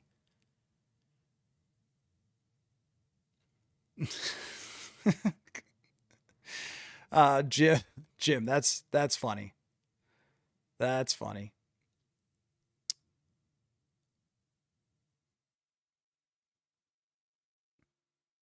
Let's see. League of Gosu says McCarthy should have been a second round pick. I mean, easy to say now, I guess. Easy to say now. He was always a player. I mean, every quarterback, except for at the top, but even at the top, every quarterback's going to get overdrafted probably, unless they're Caleb Williams, Drake May, and Jaden Daniels, who are all elite prospects. But most like Fernando Mendoza, what is he really? And I like Mendoza, but what is he really? He's really more of a mid first round quarterback, right? He's really more, I think he's a better prospect than McCarthy from a thrower perspective, which we know is pretty big. But is he a wildly better overall prospect than JJ McCarthy? Probably not, but he's the only quarterback this year, so they're drafting him. That matters. That, you're going to overdraft someone like JJ McCarthy because, maybe on your big draft board, you have him as like the 23rd best player, but you can't wait if that's the guy you want to be your quarterback. I think it's very easy to go say that now, but I wonder about how it would have played out differently, because there is something that shifted a little bit from, McCarthy, I don't know. Maybe I'm searching for things because I know the results too. The thing I accuse everybody else of. Because I was going to say that it felt different this year than it did in 2024. In 2024, it really seemed like he had come into the NFL and adapted pretty well and made progress and was handling the quarterback battle well with Sam Darnold, and was going to go to Cleveland and get some first team reps in the joint practices. And all of that stuff was real. It all happened. And clearly, Kevin O'Connell was sold on all of that. But I don't know if it ever actually got back to that point where he looked as sharp in the training camp or in any game that he did at the end of the 2024 training camp. So at that point, it looked like, this guy's going to be a good quarterback. It definitely looked like that at the end of 2024 training camp, which is why they made the move that they did, because that was the incomplete information they were working with. It's all they had, but it was there. It's not like that didn't happen. And then this year, it just never really truly clicked. This is the funny, like when you talk about the numbers at the end of the season and we go through those games, I think that the Dallas game was really good. It was a really good game against Dallas. The rest of them, the Giants game, there's not much there. The Packers game, they're not even playing starters. You make it halfway through the game. We are getting out NASA's microscope to try to look for stuff that's good. If you're talking about one game that worked out, the Washington game where you barely had to play, and then halves of games, and one of them is against the worst team, the Giants, and then the other one is against a team that's not playing their starters. It's very reachy. Very, very reachy.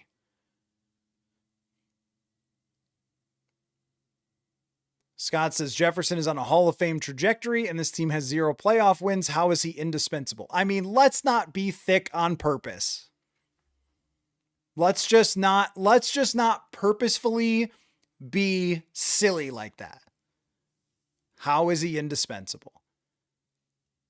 Do I have to do it that way? Do we have to go to the Wikipedia for who played and won in the Super Bowl and look at their wide receivers? Because we could do it if we want to.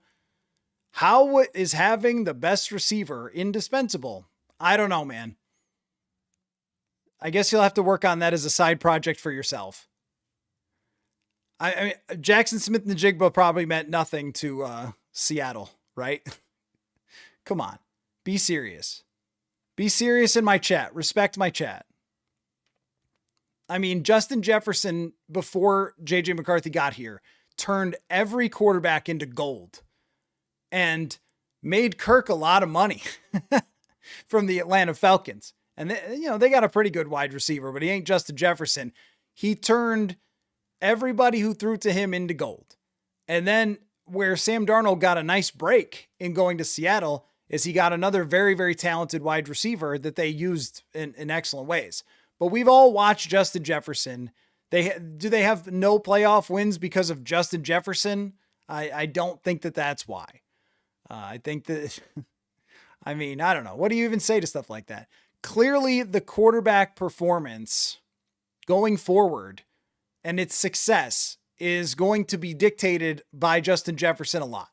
And while they have not won a playoff game, they did win 13 and 14 regular season games, a little bit because of Justin Jefferson. I think he was involved in that. But yeah, they're going to have to figure a lot of things out in order to get to the other side of that. But just pointing at one player and being like, no rings, I mean, that's just ridiculous.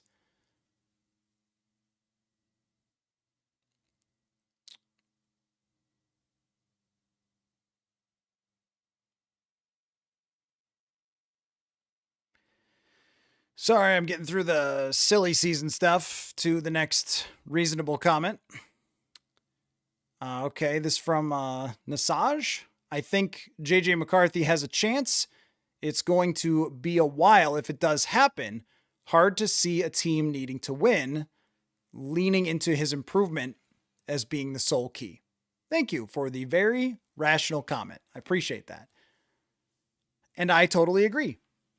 And that's where, I mean, considering whoever brought up the trade of McCarthy for Kyler Murray, considering where both teams are at right now, I mean, there has to be fear, though. If you're the Vikings, you've got to be pretty terrified of trading him away, and then 3 years later, he wins the Super Bowl or something. But considering where both teams are at, and it's a LaFleur there in Arizona, who's going to run a similar type of under center play action type of offense. If you think about Arizona as a team that's got a couple of nice weapons to work with, but is really 2 or 3 years away from building a legitimate team, it might be good for them to get a JJ McCarthy, and it might be good for him because he could go there. He could throw to Marvin Harrison. He could throw to Michael Wilson. He could throw to Trey McBride, and he can learn how to play football. And I think that because of his athleticism and his sort of streakiness where he can get hot, that they will win some games with him and that he would learn and develop and grow and get a lot better in a situation where no one is watching. And there's no better proof than when I see comments about Kyler Murray that no one watched at all, this like in 2024, nor should you. They've given you no reason to watch, but it's clear that there hasn't been a lot of eyeballs on that team. That is probably the best scenario, is where there's not intense scrutiny for all these national TV games because you're coming off of a 14-win season. How many times were the Vikings on national TV this year? It was a lot. And every single time it's JJ McCarthy's struggling, that sort of thing. Like every single time. So you wouldn't have a lot of scrutiny if you're there. And Kyler Murray coming here is a win now type of quarterback, which you need for this roster. I don't dislike it, but the worry for sure would be that he develops there over a couple years and then becomes a really good quarterback. It seems risky to me to get rid of JJ McCarthy entirely, because if we're doing the percentage chance that it works out, it's probably not 60%. It might be more like 30%, but that's 3 out of 10. That's a base hit for a batter. Like that happens. So even if it's 30%, I would be really interested because I would put it at like 30, 35% after seeing his first 10 games and knowing the other factors. Historically, it's lower than that for sure when compared to other quarterbacks. But I'd be really, really interested to know what they think internally that number is. What do they think the percentage chance he turns it around is? Do they think it's 30%? Because if it's 30, you keep him. If it's 10, you trade him and you get Kyler Murray. Or Derek Carr, I guess. Tway says, I'm joining late and not sticking around. I'd like to watch the episode from beginning to end, so I'll finish later. Okay. That's awesome. Finish beginning to end. Sometimes these go 3 hours, Tway. I really appreciate that. Thank you. I just want to say if Derek Carr joins this roster, I'm going to sit out next year. So this is what I was talking about with Dane Mizutani the other day. We had a fun conversation if you guys missed that one. We were talking about how, like, what would the fan rating be? Like fan approval for different quarterback options. So fan approval, if they traded JJ McCarthy, I think would be pretty low. It would feel like a huge gut punch. This was the guy that people bought jerseys of and you said was the franchise quarterback and all that stuff. And then what? You're trading him? I think that would not go over too good. Doesn't mean you shouldn't do it. It just means that it wouldn't go over too good. Kyler Murray would also not go over great until people actually saw Kyler Murray playing, and then it would probably go over better. Like when they actually saw him, I don't know, in a training camp, or I guess if he played some preseason, maybe you got to play some preseason, whatever. When he got in the jersey and you started seeing the highlights from training camp and you're like, oh yeah, that's right. Kyler Murray can throw the ball. And oh yeah, wow, he's really quick. But at first, if they made the move at first, trading for Kyler Murray, I think it would be more like 40%. And I think there's momentum growing because when I first brought this up, it was unequivocal no from all of you guys. And now I'm getting the sense that more people are like, does kind of have a Darnold-y ring to it, doesn't it? So I think it would be more like 40%. Derek Carr, Kirk, Aaron Rodgers, I think those are all probably like 10%. I just can't see anyone in the fan base getting on board with this dedication to having a ceiling that you cannot break through. We saw what happened to Rodgers in the playoffs. He just can't move anymore. And I mean, few people have ever been greater at throwing a football than Aaron Rodgers, but he can't move. And if he can't move, Kirk can't move. Kirk grinded out some wins last year. It's kind of fun to watch. He had to kind of old gunslinger it a little bit, but that didn't look like quarterback play that you can, win in this division 11 games. And plus, every year is another year on the body, on the Achilles. If you snap it once, the chances are you can do it again. I don't think that would grade very high among fans. Like, wait a minute, you're going to bring in Kirk to start over JJ McCarthy? Didn't we go down that road for a long time? Malik Willis, I think, would go very high. I think that'd be like 70%. I think people would be very excited about a younger quarterback with a lot of talent that might be the guy.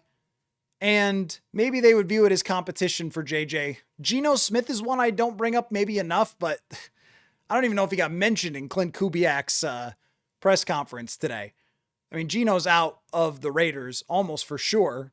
I think he'd be entertaining. I don't think people would be happy about it. Probably a little bit higher than Kirk, maybe 25% because he's got an arm. Is there another move other than Malik Willis that would grade highly? Oh, you mentioned Derek Carr. That would go pretty low too. Although it's funny about Derek Carr, and I don't want to say that Carr is like significantly better than what Kirk would give you, but Carr threw like 40 touchdowns and 13 picks over the last 2 years that he was playing for New Orleans. He had some good numbers. He was very inconsistent, struggled under pressure. He's still Derek Carr, but I don't know. Like he could get you to the playoffs. I think that.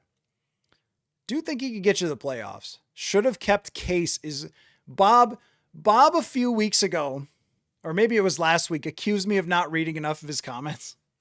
And then he drops an absolute gem with should have kept Case. That's good. That's a good one. I have never really thought about that scenario. What would have happened if they kept Case Keenum? Because it was so obvious to me that was not a Darnold situation. Like Darnold is a number 3 pick. He's huge. He's a very large man. He's very strong and super athletic. I mean, not in like pure speed way, but in a like can just rip the ball from standing dead at a stop. They can have a guy standing 2 inches away from him and just be like, yeah, and the ball rockets out of his arm. That was not Case Keenum.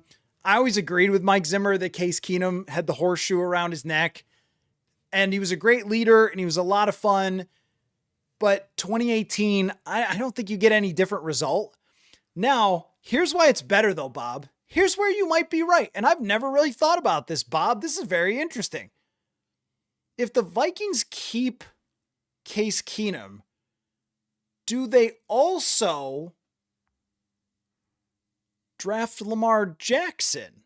Maybe they were totally out on Lamar, but wouldn't that have been a way to hedge the bet? Is to draft a quarterback that year? Okay. Or what if Case gets him to the playoffs? Because I think he actually might have been able to eke them out into the playoffs in 2018. They only needed one more win. Let's say he gets him to the playoffs. Then 19, they decide they're done with him and then draft a quarterback at 20, which could have gotten them Jalen Hurts or Jordan Love. Maybe you're onto something, Bob. Maybe you're onto something.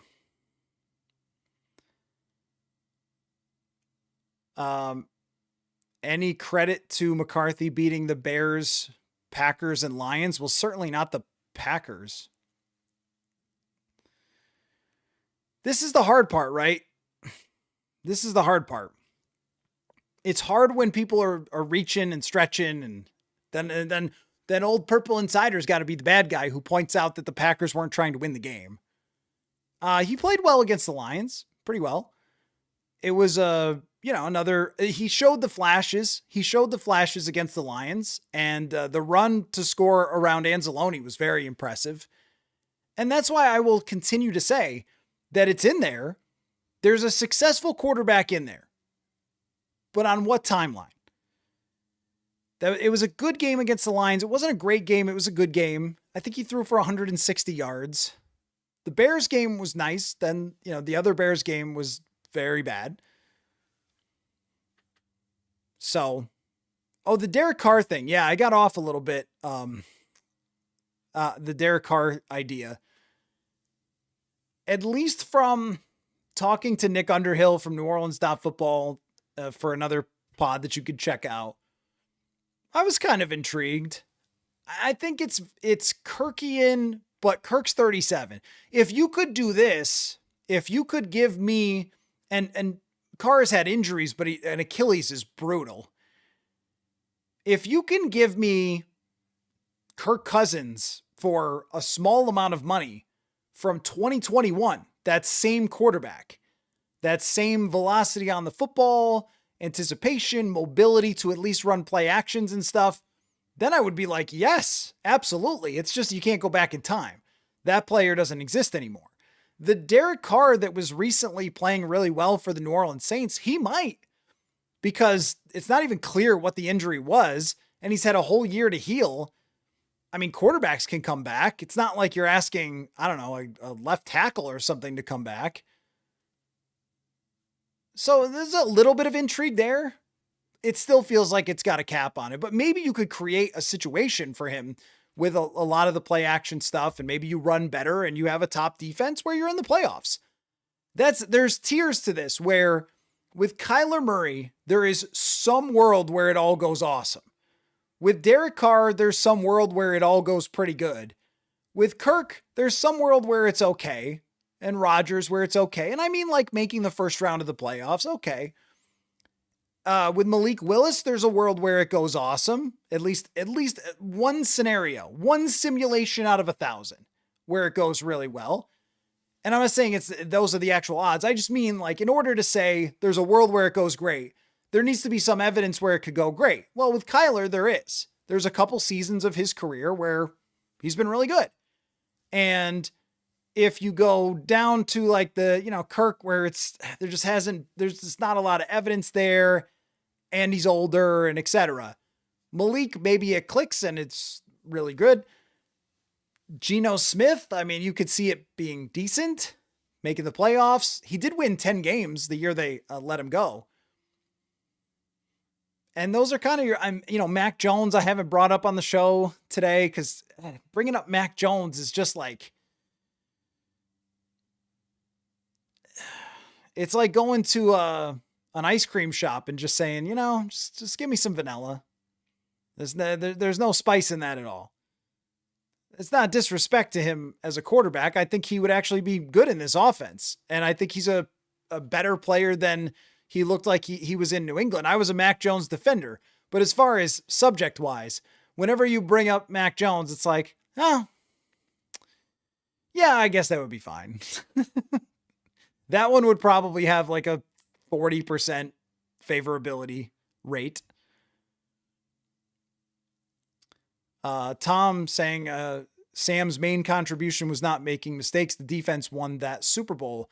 His main contribution was throwing for 346 and 3 touchdowns against the Rams, but not turning it over against a defense that had allowed 8 points a game to get there is not a small thing. I've also seen, some film breakdowns talking about like it was actually not just that. He had some key completions as well, but if that's the only if you're not mentioning that they won 14 games with him playing great for a very big chunk of the season and then coming up with huge performance in the NFC Championship as part of the Sam Darnold story, Super Bowl champion, kind of maybe going out of your way to ignore those things. Like he was great and clearly proved that he could do it. You can be mad about it. You should be, but you don't have to lie to yourself. You can, it's allowed, but you don't have to. Mr. Mayer says, I think Derek Carr is the only QB option I've heard from anyone that I like less than JJ McCarthy. Cause and effect. Can we finally get off the Rodgers to the Vikings notion? I think so. It seems like he's going back to Pittsburgh or nowhere, but they talk to him. So unfortunately, until it's totally gone, you can't. Not a Twerk says conspiracy talk. Rob Brzezinski. That is, you got 2 Z's there for Brzezinski. If he becomes GM, we're going to have to work on it. 2 Z's. It's Brzezinski.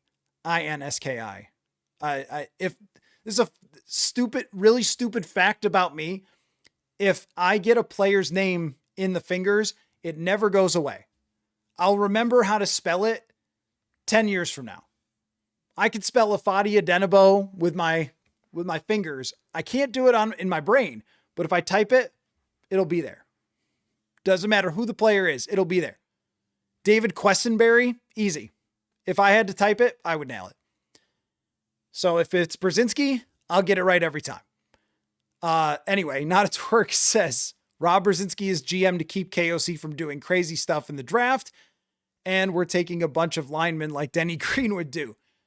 So that is a good discussion because when they moved on from Kwesi, it was like, well, I guess, you know how NASCARs have those restrictor plates that make sure it doesn't go like, 280 miles an hour and everyone crashes? Is Brzezinski a restrictor plate? Or does Brzezinski view it similarly to the coaching staff, which is we have a really good team and need to figure out the quarterback position and need to hit on these draft picks? Is that how it's viewed? Because if that's how he views it, and the coaches are like, look, we just don't have much more time. We have to do everything we can here. But Brzezinski is likely to be with the franchise as long as he wants to be. I mean, he has got that kind of status within the franchise. So if they were to judge O'Connell on this season, Brzezinski is probably not disappearing. So I think that's a good point. He may just view it the same though. And what Brzezinski's role, it sounds like, at least for now, is not to forge the path necessarily, but to work with everybody in the room to come to a conclusion of what way they want to go. So if everybody in the room is saying, we have to trade our first round draft pick for whatever player X, then I think that he's supposed to do it. Like that's what it sounded like anyway. I mean, when Mark Wilf says, well, they have to get, like, we're trying to get consensus from the room. That doesn't sound like Rob Brzezinski has the gavel and he's going to decide. It sounds like he's going to work with everybody to come to these things as an entire front office and as an entire, well, I guess, some of the coaching staff is involved in draft picks, but like coaching staff is not going to be involved in big picture stuff, but draft picks like that. I mean, maybe to some extent, I shouldn't say that, not completely, but the strongest voices are obviously going to be KOC and Brian Flores. So if the consensus is we got to go all in on this team, then that's what they're going to do. But I don't think that they're going to do insane stuff. That's probably not going to happen. Caleb says, I don't feel like it's being talked about enough about it's not just KOC staying around, but Justin Jefferson. I like Kyler, Jones, and Carr for options. Maybe JJ isn't good if it so happens. So correct it now. Or if that so happens, correct it now. Yeah, that's fair. If you have really identified from watching all of his throws, all of his practices, remember, they have more tape than we do in the practices and stuff. So they'd be paying attention to that. And they don't think he can get down the offense. They don't think he can get it to Jefferson. Then correcting it now is the only path you could take.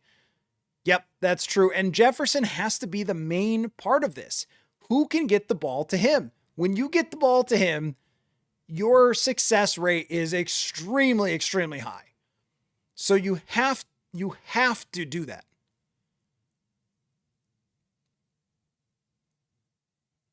Derek says the 2027 quarterback class should not be neglected. If McCarthy fails, get another one. Oh, I think from a big picture perspective, from a franchise. So we've talked about this entirely as far as 2026, because it feels like, one of those shows, Netflix shows that has like a few seasons under its belt and it had a peak season and then it's going into like, it's got to do really well to get picked up again.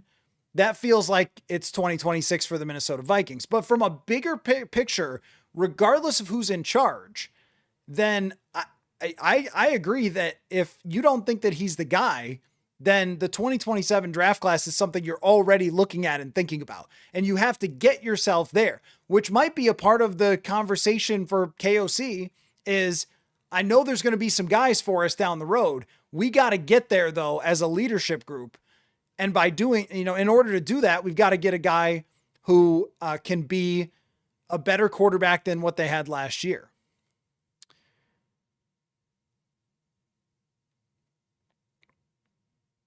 High Boy says Kwesi is gone, so let's see after the draft.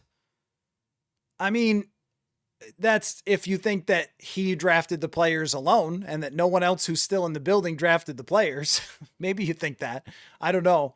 I tend to not think that. I tend to think that players like Jordan Addison, Donovan Jackson were, coaches getting what they wanted, and Dallas Turner. And that's what he was supposed to do with the collaboration, was supposed to get the coaches what they wanted. And when they did that with free agents, it worked out great. And with some of the first round picks, it worked out great. But if you think that not ever having draft picks between pick 25 and 100 is going to get you a huge bevy of picks and a bunch of home runs, I don't know what to tell you. If you give away all the picks, it's hard to hit on them. I will always go back to that. I wrote a big story on that. I can read to you as well about in terms of what they hit on versus the expectation for draft slot. It wasn't much different. Now they're supposed to do better, but it wasn't that different than expectation. They just didn't have a lot of picks. And I could go through them with Seattle. Seattle's had a ton of draft picks. They traded away Russell Wilson, and that's a good break for them. But they had a ton of draft picks, a ton of them. And a lot. I mean, Witherspoon, where was he picked? Was it 6th or something? 5th? I mean, he was great. If you're going to hit on picks, you need to do it high. And the other thing is for this year with the draft, actually, that reminds me is I did want to in hour 3, if we're going to have one, wanted to get to a draft sim. Because Dane Bugler released his top 100. I mean, you guys got a lot of comments still, but maybe I should get to a draft sim here, because we've talked about the quarterback situation quite enough. I think probably, so we can do that. But when it comes to this year's draft, it's a hard thing to say they've got to hit on it, because drafts go up and down. Here's a fun exercise. Here's a fun one. Let's go look at the Seattle Seahawks. This is really fun to make the point about drafting. Let's look at Seattle. Maybe, can I go? Nope, that's not going to work. I'm trying to zoom in a little. Seattle, over the last couple years, has just gone completely insane in hitting draft picks. Zabel, Eamon Ware, Murphy, absolute beast. Even AJ Barner was big for them. Witherspoon. That guy is awesome. 5th overall pick. Smith Najigba, 20th pick. Derek Hall, good player. Even Zach Charbonnet was helpful, not in the Super Bowl because he got hurt, but he was helpful. Charles Cross, top 10 draft pick, pretty good. Boye Mafe, good player. Kenneth Walker, good player. Abraham Lucas, oh my gosh. Kobe Bryant, starter. Tariq Woolen, this is insane. The 2022 draft for the Seattle Seahawks is basically like the 2015 for the Vikings. Now let's go a little bit farther. Oh, they had a 3-person draft class where everyone was not good. Oh, the year before that, they drafted Jordan Brooks, who was not a good linebacker with their first round draft pick. LJ Collier, who I think plays for Arizona now. Not necessarily great. They did get DK in the second round, but they drafted someone named Marquise Blair before they took DK Metcalf. Looks like they had some pretty tough drafts here. Rashad Penny, Rasheem Green, Will Dissly. I don't even know some of these people. Malik McDowell was their top pick in 2017. Jermaine Ifedi in 2016. That looks to me like the same guy who just drafted his butt off for the last couple years had a real run of struggling drafts. And the result in part was getting some top 10 draft picks and also moving on from Russell Wilson. Kind of shows you it's the same person doing all those drafting, that it comes and goes. And what the Vikings need, they need it to happen. They need that regression from some poor drafting to suddenly sweep in with some guys that can really help them. So even though there's no real controlling that because it goes up and down, even for a great team like the Seattle Seahawks, they need it to happen, and they need it to happen like pretty quickly here. Okay, let's do a draft sim here. Let's do a draft sim because we should. Or you want to look at? Do I have this? Let's look at the top 100 from Dane Bugler, because Dane Bugler to me is the best, and this is the start of the real draft prep for me, where like I'm in. It's draft season now. I'm going to learn about these players. I'm going to read as much as I can. I'm going to start forming opinions. Chris Trapasso is going to pop in. He's going to be our draft analyst again. Going to the combine, all that stuff. Got to be ready. So Dane Bugler dropping his 100 is pretty awesome. So let's just scroll through and take a look at what we can see here. Arvell Reese is the top player. I've always found this funny that Brugler does this. It's not a criticism. I'm not a draft analyst. I don't know what the decorum is. Is that the right word? Like why? Fernando Mendoza is clearly the number 1 draft pick. Why is he the number 2 player in the board? I never really understood the draft board and the mocking and what the difference is between the mocking and the drafting. I don't know. Funny world. But anyway, he's got Arvell Reese 1, Mendoza 2. Your hopes for Jeremiah Love are probably not going to come true because he's got him as number 3.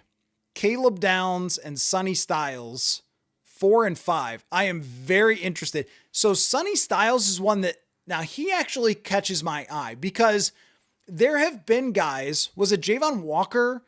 There have been guys, Jihad Campbell, who have been these sort of a little bit of hybrid-y type of linebackers where they're pass rushers and linebackers, and they don't quite go as high as you think. And even if they're top, this is not a mock, this is a draft board. So he's got Styles as one of his top players, but I'm actually wondering about Sonny Styles and the possibility of the Vikings if he were to drop. I mean, I'm sure that the people who will pay attention to the draft 24/7 all year long will tell me, no way he drops. That's one of the funniest things because there's been so many players who have dropped over the years and people will still say, no way that happens. Like, you don't know what's going to happen. But Sonny Styles has my attention as a potential fit if there's a shock and he falls. Caleb Downs, I don't think there's any chance, but I don't know. Derwin James was not that high of a pick either. So I'm kind of keep my eyes on, like, could there be a shocker guy that slips? Sorry to bring up the old wound. Kyle Hamilton. He was supposed to go top 5. Didn't go top 5. David Bailey. Mansour Delane is the top corner. I've had him in draft sims before. I wonder if he's going to be too high. Now, Ruben Bain is 9 on this list. He's going to get debated a lot. I think he's going to go high, and I think he's going to be a good player. If you can get to the quarterback, you can get to the quarterback. I've said this before that it's funny that the most telling thing for success from college to the NFL is production. It's not a perfect 1-to-1. Nothing is, but it's always production. Now, here's where things get a little interesting for me.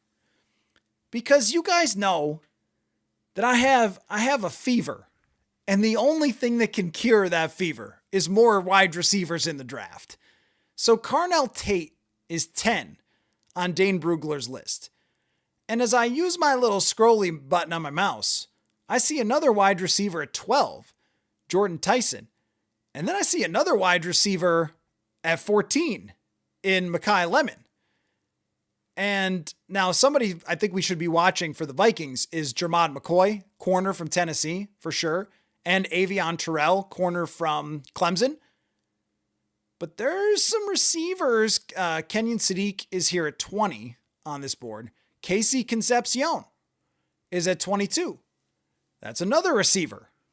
Now, here's a couple guys to pay attention to, I think. Dylan Thieneman, who is a safety from Oregon, could be the guy who replaces Harrison Smith. Caleb Banks at defensive tackle. Everybody's talking once again about interior pressure and dominance. After the Seahawks won, every year it feels like DTs are an elite position. They have been for years. Here's another wide receiver, Denzel Boston. That's a lot of wide receivers in the top 25. Anybody getting my drift? I still don't know. When we talk about, there's so much discussion about the quarterback position, but we don't know how they feel about Jordan Addison's future. And they have to make a decision next year. When they were moving on from Thielen, they drafted Addison to replace him. They could get a year ahead of that if they wanted to. If they want to add another receiver, there's no way better to stack your odds of quarterback success than drafting another receiver. Caden McDonald, I've been interested in. He's more of a run stuffer. Here's another receiver, Omar Cooper. One of these guys is going to make it to the second round. This is kind of my point. I don't know that they would do it in the first, but I think one of these guys will slip.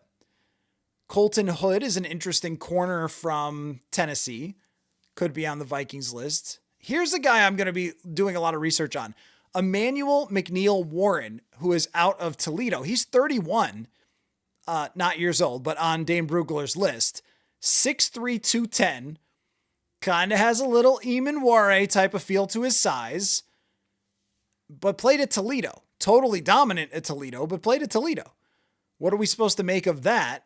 Could he be somebody that they look at to replace, again, Harrison Smith? Because as I'm writing about what they're going to do at safety, I'm just not inspired by a lot of the options. Now, he's got Ty Simpson at 34. I'm not a fan of Ty Simpson as a draftable quarterback. I look at him as much more of like a third-round draft pick.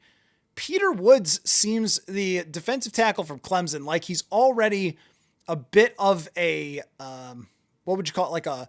Like a wild card in this draft, because in the PFF mock draft simulator, he goes in like the top 10 or 12 and Brugler's got him at 33. That is interesting. And here's the guy I drafted the other night. And this sort of shows you the difference a little bit in his opinions versus some PFF. And, you know, there'll be a lot. Christian Miller, I had as the Vikings first pick. I traded down and took him. And he's at 37 on this list, which there were some, people who weren't a huge fan of it, but I kind of like the idea of some upside and a guy who went to Georgia. So those are just the things. Oh, and D'Angelo Pons is somebody to watch. I think for the Vikings, potentially he's small, but nickel corner type, very physical. Like, people will bring up Antoine Winfield. Brandon Cisse is another guy, corner from South Carolina. So those are my main takeaways, is that there's a lot of corners in the top 50. There's a lot of wide receivers in the top 50, but the defensive tackles are a bit uninspiring so far right now on Dane Brugler's list. So those are the main things. A lot of corners though. I noticed that, and really only 2 safeties that catch my eye in that top 50. That's at The Athletic if you want to check that out. So why don't we do this? If you haven't answered the FanDuel question of the day, by the way, that is that the Vikings, there's my entire email, so wasn't supposed to screen share that, but the FanDuel question of the day, now I'm just clicking wrong stuff. Where was the mock draft? There it is. The FanDuel question of the day is that the Vikings are plus 5,500 on FanDuel to win the Super Bowl next year. There's only 4 teams that have worse odds. Who else should be behind them? It's Carolina, it's New Orleans, it's Arizona, and the New York Giants. Who else should be behind the Vikings? And could that change for you this offseason? Plus 5,500. That's the FanDuel question of the day. So why don't we draft sim? Let's start out with how many rounds we want to do. Let's do a 3-round sim. And we'll just jump right in and see where PFF is at right now. I don't think I want to trade off the bat. So let's see how the first round plays out. A lot of the same names. Fernando Mendoza, number 1. This one has Bain going 2nd to the Jets. Caleb Downs. Sonny Styles goes 6th to Cleveland. We got some wide receivers here. Jeremiah Love goes 9th. I just don't think they're going to have a chance at Jeremiah Love. Maybe second round as a running back. We'll see. See, this has Peter Woods going at 11, and Dane Bugler has him at 37 or something. I mean, that's a big difference. Here's the run on receivers. Tyson, Denzel Boston, and now Jermad McCoy goes just before the Vikings at 18. So that leaves us with Caleb Banks, defensive tackle from Florida, Avion Terrell, corner from Clemson, Caden McDonald, the defensive tackle from Ohio State. Who else? Casey Concepcion, the wide receiver from Texas A&M. Kenyon Sadiq, tight end from Oregon. I'm kind of interested. And there's Miller, who I drafted the other day. I think I traded back. Brandon Cisse is there. I think that in the case that Caleb Banks is there, it's hard not to draft him. His numbers on PFF are not great because he only played 3 games last year because of an injury. But his numbers from 2024 are pretty good. A lot more pressures.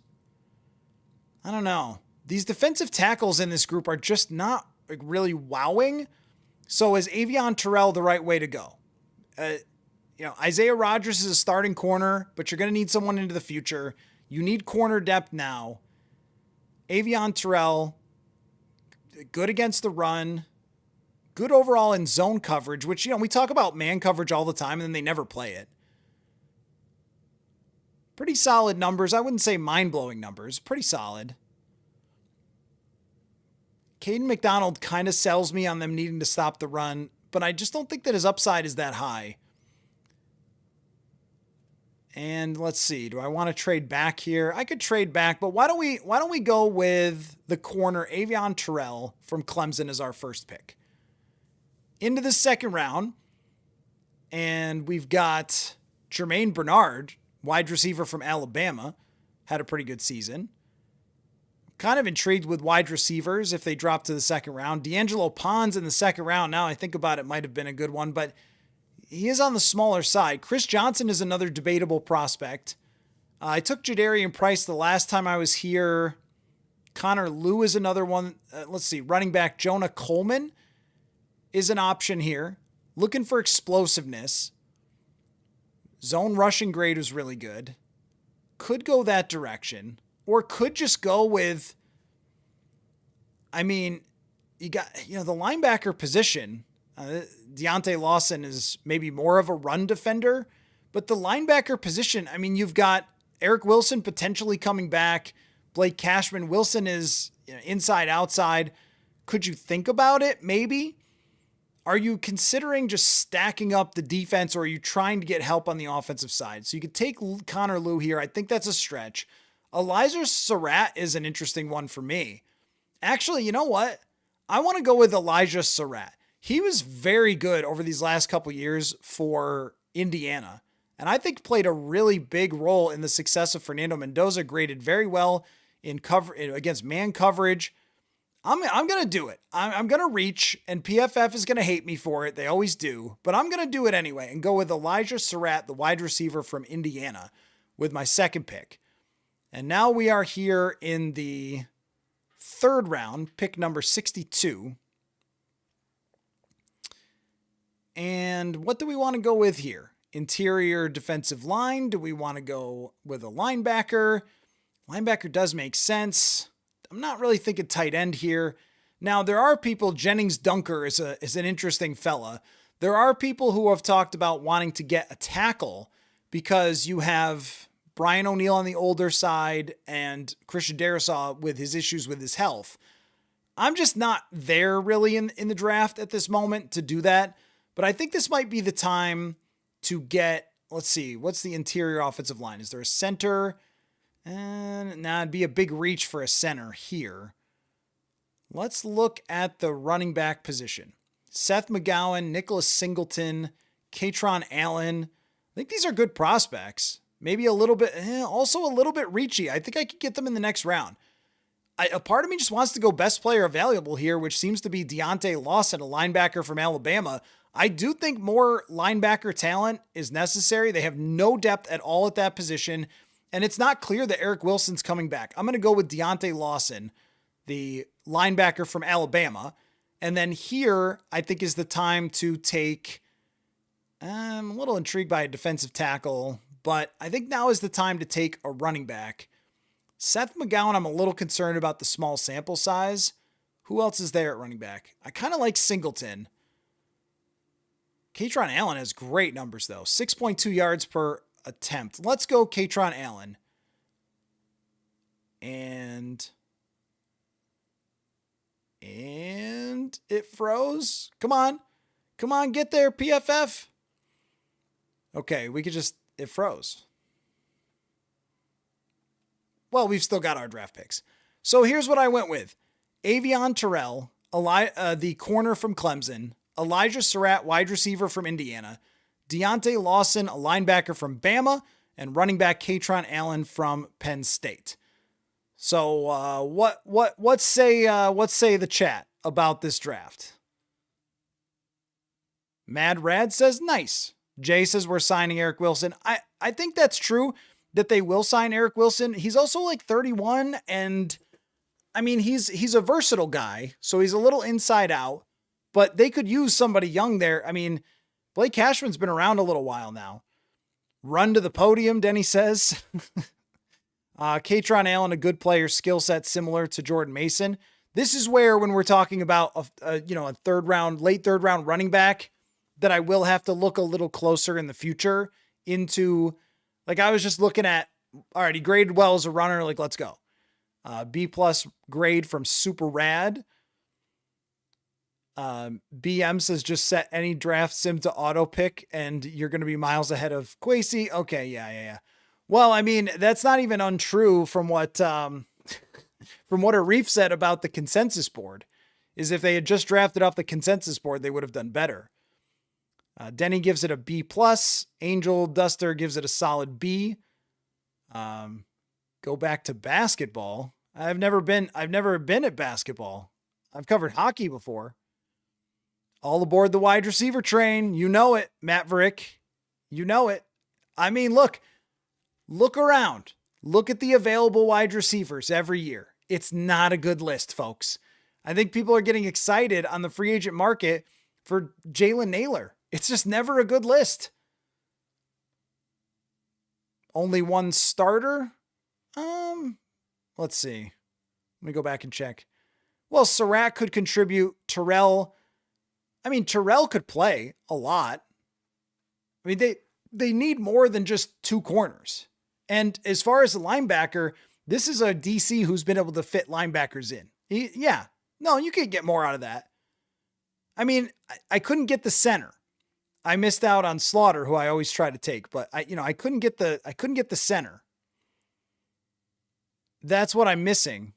But also when I talked to earlier, no, he's not. Naylor's not catching strays exactly, but I mean, he's like a 30 catch guy, and he's going to be highly sought after in free agency. It just tells you about the wide receivers. It's not a criticism of him.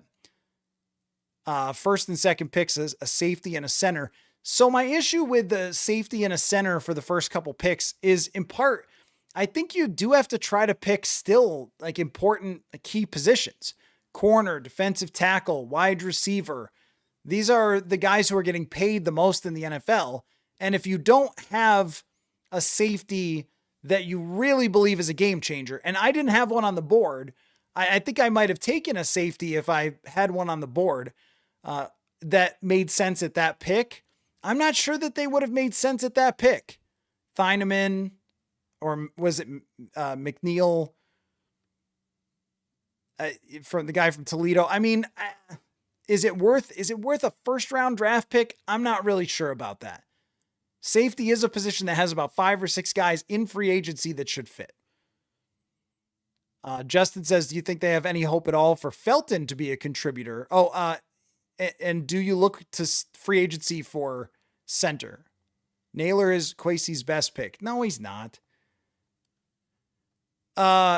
When it comes to center, I think free agency, I just talked with Nick Underhill from New Orleans Football about, is it Luke Fortner, their center, who came in when their center got hurt? He said, he was a very good starter this year, probably is looking to go elsewhere, would make sense for Philadelphia. You would have to go free agency, yes. And there's not a ton of great options, but you'd have to go with somebody. Cade Mays from Carolina. You'd have to go with some veteran and then have them compete with Juergens or maybe Brandel. It's not ideal, but if there's a veteran with experience, I just couldn't get the center here. And I feel like drafting a center is also kind of a hope cast for the first year anyway, unless it's a first round pick. But as far as Felton goes, yeah, I mean, we've seen this happen enough times, right? Now, it's not a guarantee because it doesn't always happen, but we saw KJ Osborne develop under Keenan McCardle. We saw Jalen Naylor develop under Keenan McCardle, and now Felton is doing the same thing. I don't know that he has upside of being like a superstar, but I think he could be a contributor. McNeil's going to be a great safety. I mean, yeah, that's somebody I would certainly consider. I just wonder if that's what you want to do with a late first round draft pick. I shot you 99. I see the story about letting teams trade draft picks for 5 years. I think it's a malpractice, an idea that could doom future coaching and GM hires. I mean, we all agree that that's the Vikings, right? We all agree. We all agree that that's the Vikings trying to get 5 first round picks for Burrow. Everyone thought the same thing at once, right? Yeah, I think it's stupid. I mean, having 5 years of first round draft picks sold off is insane and should not happen. And the way that the NBA opened the door for utter bananas nonsense by doing that, it's made the NBA worse, not better, I think. Son of Beavers, do you think we end up trading down from 18 if the top corners are gone?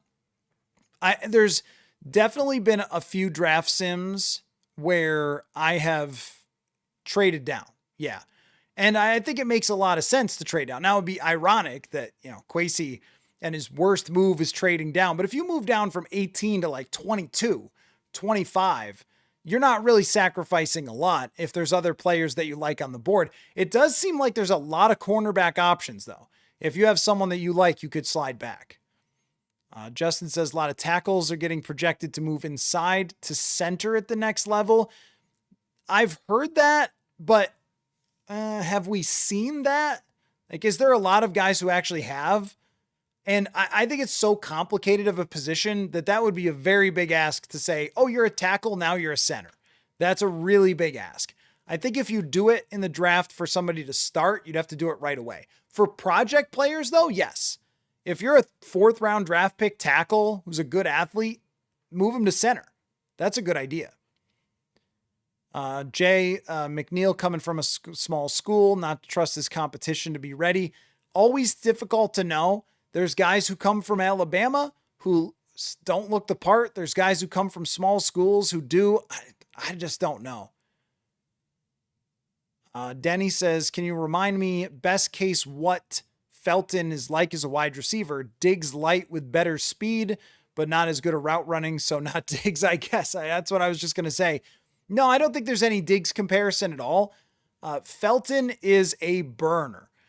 He is incredibly fast, straight line speed. But if you're going to get him the ball, you probably have to do it by, at least at this point in his career, using him in different ways to get him where he's not getting pressed at the line of scrimmage. So if you're putting him in bunch formations, if you're putting him in motion, He could be a guy that with the ball in his hands is very exciting. And I think that his hands are going to be inconsistent, like catching the ball. I don't know if it's inconsistent, like to the point where you can't play him. I just mean there will be drops. It's not going to be like Diggs, who, oh my gosh, watching Stephon Diggs in practice is one of the craziest things you'll ever see. I mean, everything. He just every single ball gets caught, and he's a crazy competitor when it comes to practice, but his route running and his hands are so excellent that it's hard to believe he was drafted in the 5th round.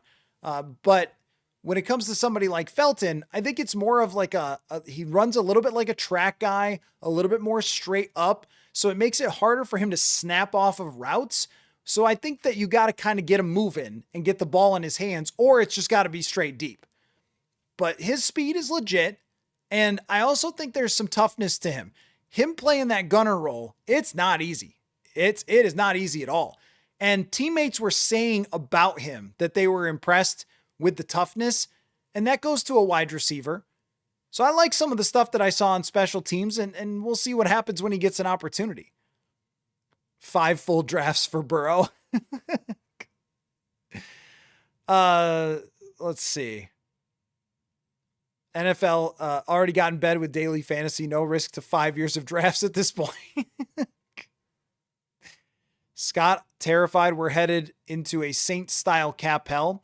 Now, that's a discussion I also had a little bit with Nick Underhill, who covers the Saints, about how cap hell has kind of become not real anymore. And this is from the person who always made fun of the cap is not real because it keeps going up so much.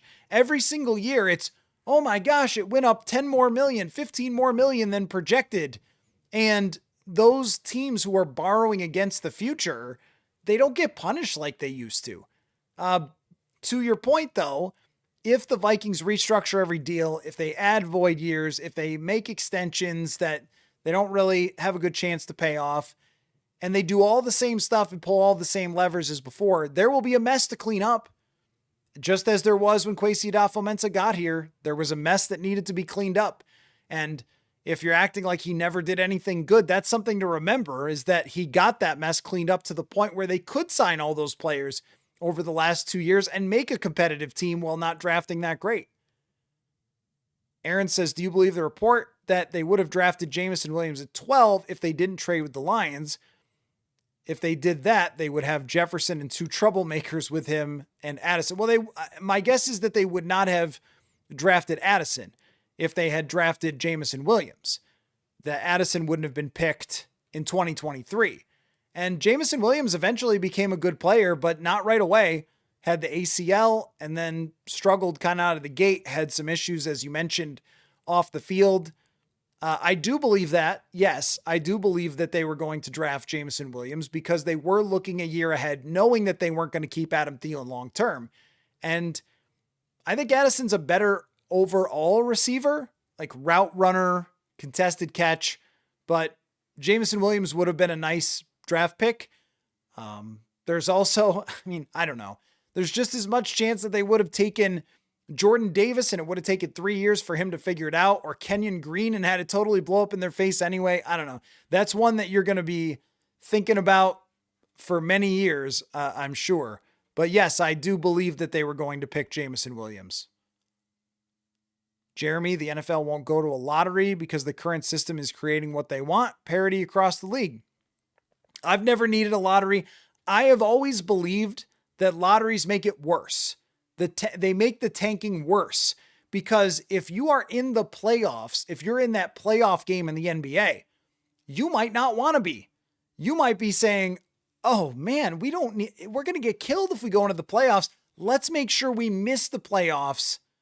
And if you have teams doing that, no one in the NFL ever says, let's make sure we miss the playoffs. That doesn't happen. In the NBA, I promise you it has, where teams have said, well, I'd rather have a 5% chance at the number 1 pick than I would a playoff blowout.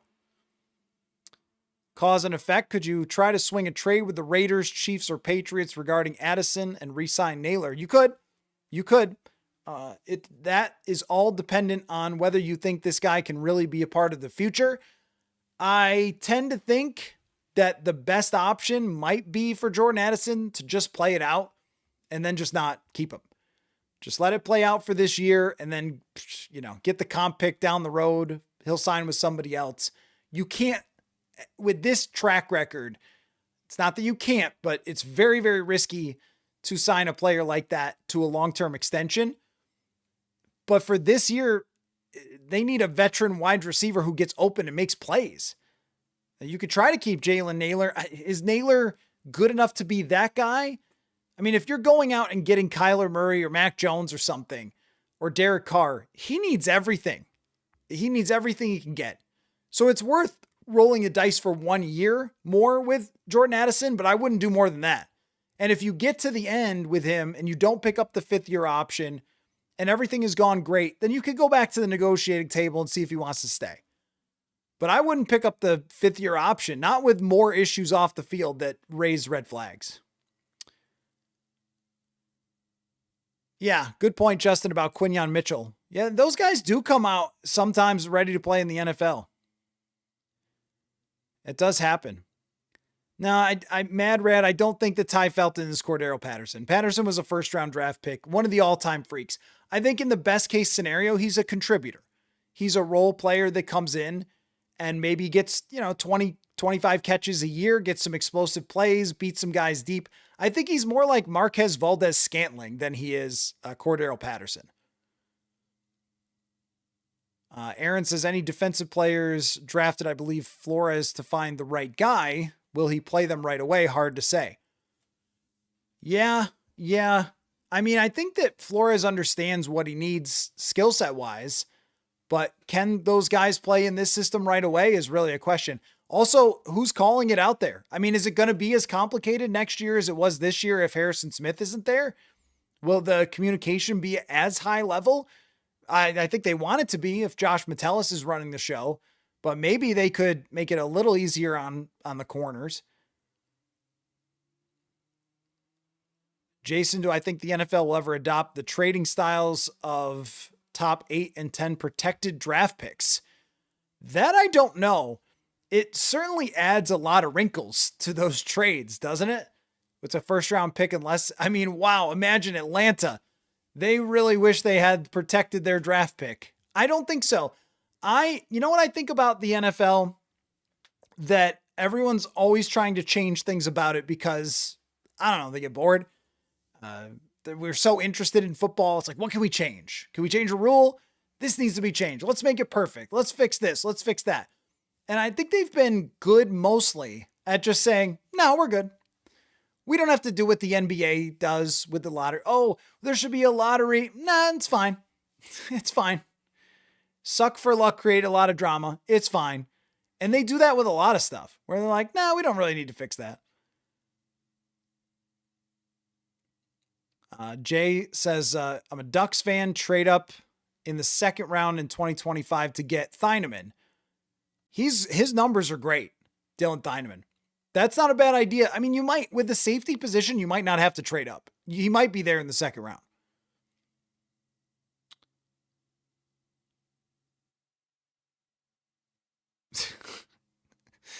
Oh, man. Some of you guys are funny. Denny says, I feel like my whole life the Vikings are always mocked to take a corner in the first round, that and journeyman quarterbacks.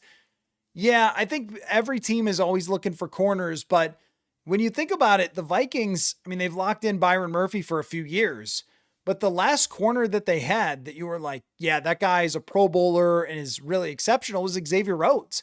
And they've been hunting since then. And that caused them to draft a number of corners that haven't really worked out.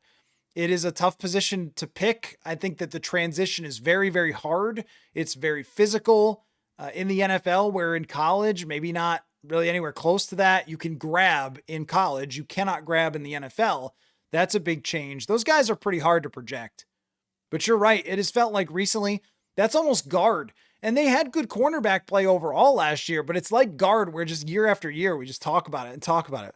What are they going to do at left guard? And actually this year is probably one of the first years we haven't had to talk about guard in forever. It's quite relieving. What do you think, Son of Beavers? What do you think the odds are that they take a receiver in rounds 2 or 3? I think they're fairly high. I think receiver is fairly high because no matter who's playing quarterback, you need to elevate them. And while I think Ty Felton has a chance to be a contributor, he was the last pick of the 3rd round. And sometimes you get so excited about the draft that you lose sight of what that means. That means there's going to have to be development and there's a project there that might become a contributor and could elevate to a decent player, but most of the guys are top draft picks. Outside of your occasional Puka Nacua type of outlier, most of the great receivers are Jefferson and Jackson Smith-Njigba and guys like that at the top of the draft. So 2nd round has yielded a number of good wide receivers. I would do it in the 2nd or the 3rd, but when you start adding it up, you go, I'd really like the running back position. Maybe get the center, maybe get, now you're needing many more draft picks. But wide receiver to me is vital because you just don't know Jordan Addison's future. And you already know there's a good chance that Jalen Nailor is leaving. So if Nailor leaves, then you're filling in. Wide receiver 3 is big in this offense. It is an 11 personnel offense a lot of times. So it's big to have that. Roads closed, and since then they have been mostly open. Jeremy Zimmer hated young players. I don't know that that's really true. I think that what happens is, well, none of those guys really worked out as draft picks. But I think what happens with someone like Flores, someone like Zimmer on defense is the ask intellectually is very high. And if guys don't get it right away, there's just a lack of patience because Zimmer was in a job-saving mode from the minute that they lost against the Chicago Bears in 2018. He was in job-saving mode. When you're in job-saving mode, or if you're Brian Flores, you're in have the best possible defense you can mode, not development. This is a team that's expecting to win. So you're trying to develop you're not trying to develop these guys. You're trying to just play whoever you think is the best guy to win you that game that day. And that's where you do end up sometimes moving on from guys that latch on and become something somewhere else. Not that it's happened a lot. How about no draft? Allow new players to choose their destinations instead of being drafted into a bad situation that can ruin their career. Yeah, I mean, Tom, theoretical world, the draft is kind of weird. Now, the guys get paid a lot of money. But, if you thought about it for any sport, it's because it's a spectacle and it's awesome. But does it make perfect sense in the theory world? Well, it does if you're trying to create parity. If you weren't, all the players would just keep signing with good teams and then you'd have nothing but dynasties like kind of existed in the NFL in its earlier days when there was no free agency. So I think you kind of need a draft to be able to help those bad teams, and teams rising and falling is what makes this sport so good. Andrew DePaul, yes, he'll play till he's going to keep playing. Yeah, he actually laughed we asked him, you're going to keep playing, right? And he's like, absolutely. BM says, nice that we have future Vikings head coach Brian Flores already in-house. He's certainly getting paid like it. Class G says, no way KOC trades any of his top wide receivers. He's a pass-heavy bloke. He needs them. I tend to agree with you. Thanks, Jay. I appreciate you tuning in. NFL Super Rad says NFL minor league to develop players. I mean, the USFL is going to be there, but it doesn't really develop a lot of guys. It would be really great. What I would love to see someday is the NFL Europe model for quarterbacks in the USFL. If you have never played a game and you were not drafted in the first 2 days of the draft as a quarterback, that you could go play in the USFL. So if you are a 4th to 7th round draft pick or UDFA on an NFL roster, you could go play for the USFL. I think that would be phenomenal for development of quarterbacks. I love the USFL. But the quarterback play can be really rough sometimes. I think that's a win-win. Those guys' chances to make it are so low. Even if they get hurt playing, well, all right, that's worth the risk for a team. That's not your valuable merchandise. Those are your dice rolls. It would be great to have 6 or 7 fourth, fifth, sixth round draft picks going and competing in that league, it would give you a reason to watch. Whose floor is OC next year? I wouldn't count it out. I remember when you guys first brought up this idea and I was like, no one ever does that. And then the Bills did it. Basically the same thing. All right. Tomorrow night. I'll answer this. What is the most recent buzz on Hawkinson's future? I think they're just going to restructure. That's my guess, is they're just going to restructure his contract. I don't think you want to get rid of him. He was fine when Carson Wentz was playing and then not fine when JJ was playing, but still made some good catches. He can still play. Cutting him and restructuring are the same from the salary cap. There's no benefit to getting rid of him, I don't think. Someone asked if I would be live during the draft. It's a long time from now, but the answer is yes. I've done live draft coverage the last few years. I'll definitely do it again on the stream. Yep. Denny, on a 1 to 10 scale, 1 being Dungy and 10 being Zimmer, how salty did KOC get by the end of the year with reporters? I don't know. Maybe like a 3, a 4. I mean, look, no one's going to be happy. They did win 5 games in a row. Maybe the middle of the season, it seemed like the frustration was boiling a little bit. Never felt like there was any disrespect or anything. Just when things aren't going well, we're going to ask questions you're not going to love, and you're going to answer them probably in not always the most happy way, because it's always about what's going wrong. I did enjoy the Zimmer stuff, a lot of the Zimmer stuff, though. I did. I mean, he had a lot of notable quotes. And one of the things about Zimmer was he could say more in a 1 or 2 word answer than most coaches ever say in a 3 sentence or 3 paragraph answer. Did you see the game? Dang. I see him every day at practice. Wow. You know, he lets you know where he stands, and also on good players too. Harrison Smith, Anthony Barr, like he would let you know on those guys too, not just those famous quotes. The best times with Zimmer, though, Zimmer would be like that. And I feel like especially in a press conference setting. But what I always like to give Mike Zimmer is that we would have in training camp these, they would call them we would call them, I guess, the golf cart sessions with Zimmer, where after practice, and this would happen once or twice a week, he would I guess it was once a week. It was just like 5 or 6 of us writers, Star Tribune, ESPN, Pioneer Press, and we would kind of gather around the golf cart, and Zim would just be exhausted from a day of practice and completely covered in sweat. And, he'd have the sunglasses on, and he would just be kind of chilling in the golf cart. But Zim was in his element in training camp. I mean, you never see the man happier than when he was at training camp. Sometimes his daughters would bring their dog, and he would play with it and stuff. Like he loved being out there coaching technique and stuff, right? That was what he wanted to do. So he'd be mostly in a good mood after practice, and we could toss all sorts of stuff at him. What is this? How does this technique work? Or, what does this player need to do to get better? And because he wasn't in front of the cameras, not that he ever really cared, but I felt like he was a little more willing to explain really football-y stuff. And I learned a ton from those. Those were awesome. It was a Zimmer that was not often shown in front of a camera.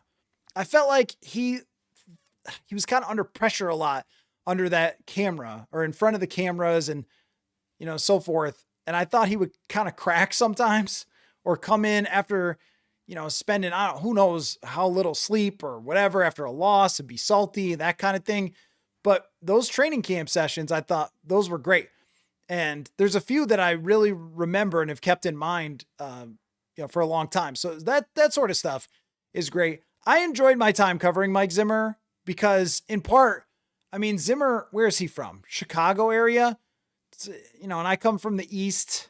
The bluntness doesn't bother me. I was on a podcast in Pittsburgh the other day, and I wrote the book about PFF, and one of their hosts was like, I hate PFF's grading system. I just hate it. I want to burn it. I was like, okay, let's talk about it. It's a little different. It's a little more aggressive, a little more direct. So I was always good with that. I thought that he crossed some lines for sure and was disrespectful to some of his players for sure. And certainly reporters sometimes, But overall, like I learned a ton of football from Zim. And sometimes just being blunt, you learn a lot. Was Zimmer's best team? Oh, I assume you mean KOC. Was Zimmer's best team better than KOC's best team? Yeah. Yeah. 2017 team is stacked as hell. I mean, if Case Keenum can win that many games, and they were also, it wasn't like miracle games until the end. They were up 17-0 on a stacked New Orleans team. They blew that with, the block punt. They blew it with Keenum throwing the ball, an interception. They gave that game back to New Orleans. They were outplaying New Orleans for most of that miracle game. That was a really good team. I don't think that any of the teams that KOC's had so far are as good as that one. That's a number one defense in rushing, passing, and scoring. It's crazy.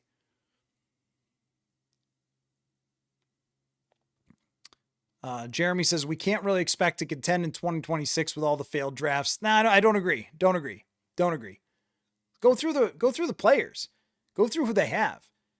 It's, the obsession with the draft. You're missing like a whole roster worth of players that are very good and just had a top 5-ish type of defense and an offensive line that if it's healthy with Darisaw and Jackson on the left side and Fries and O'Neal on the right side, get a center. That's a really good offensive line.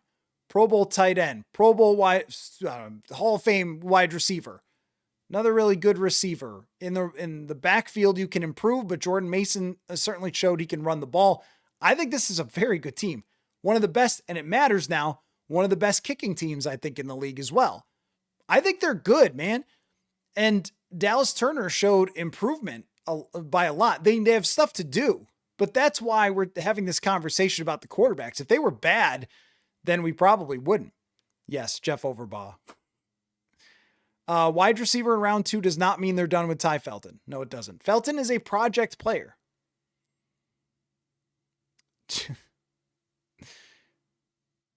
All right. Anyway, okay. So, good stuff.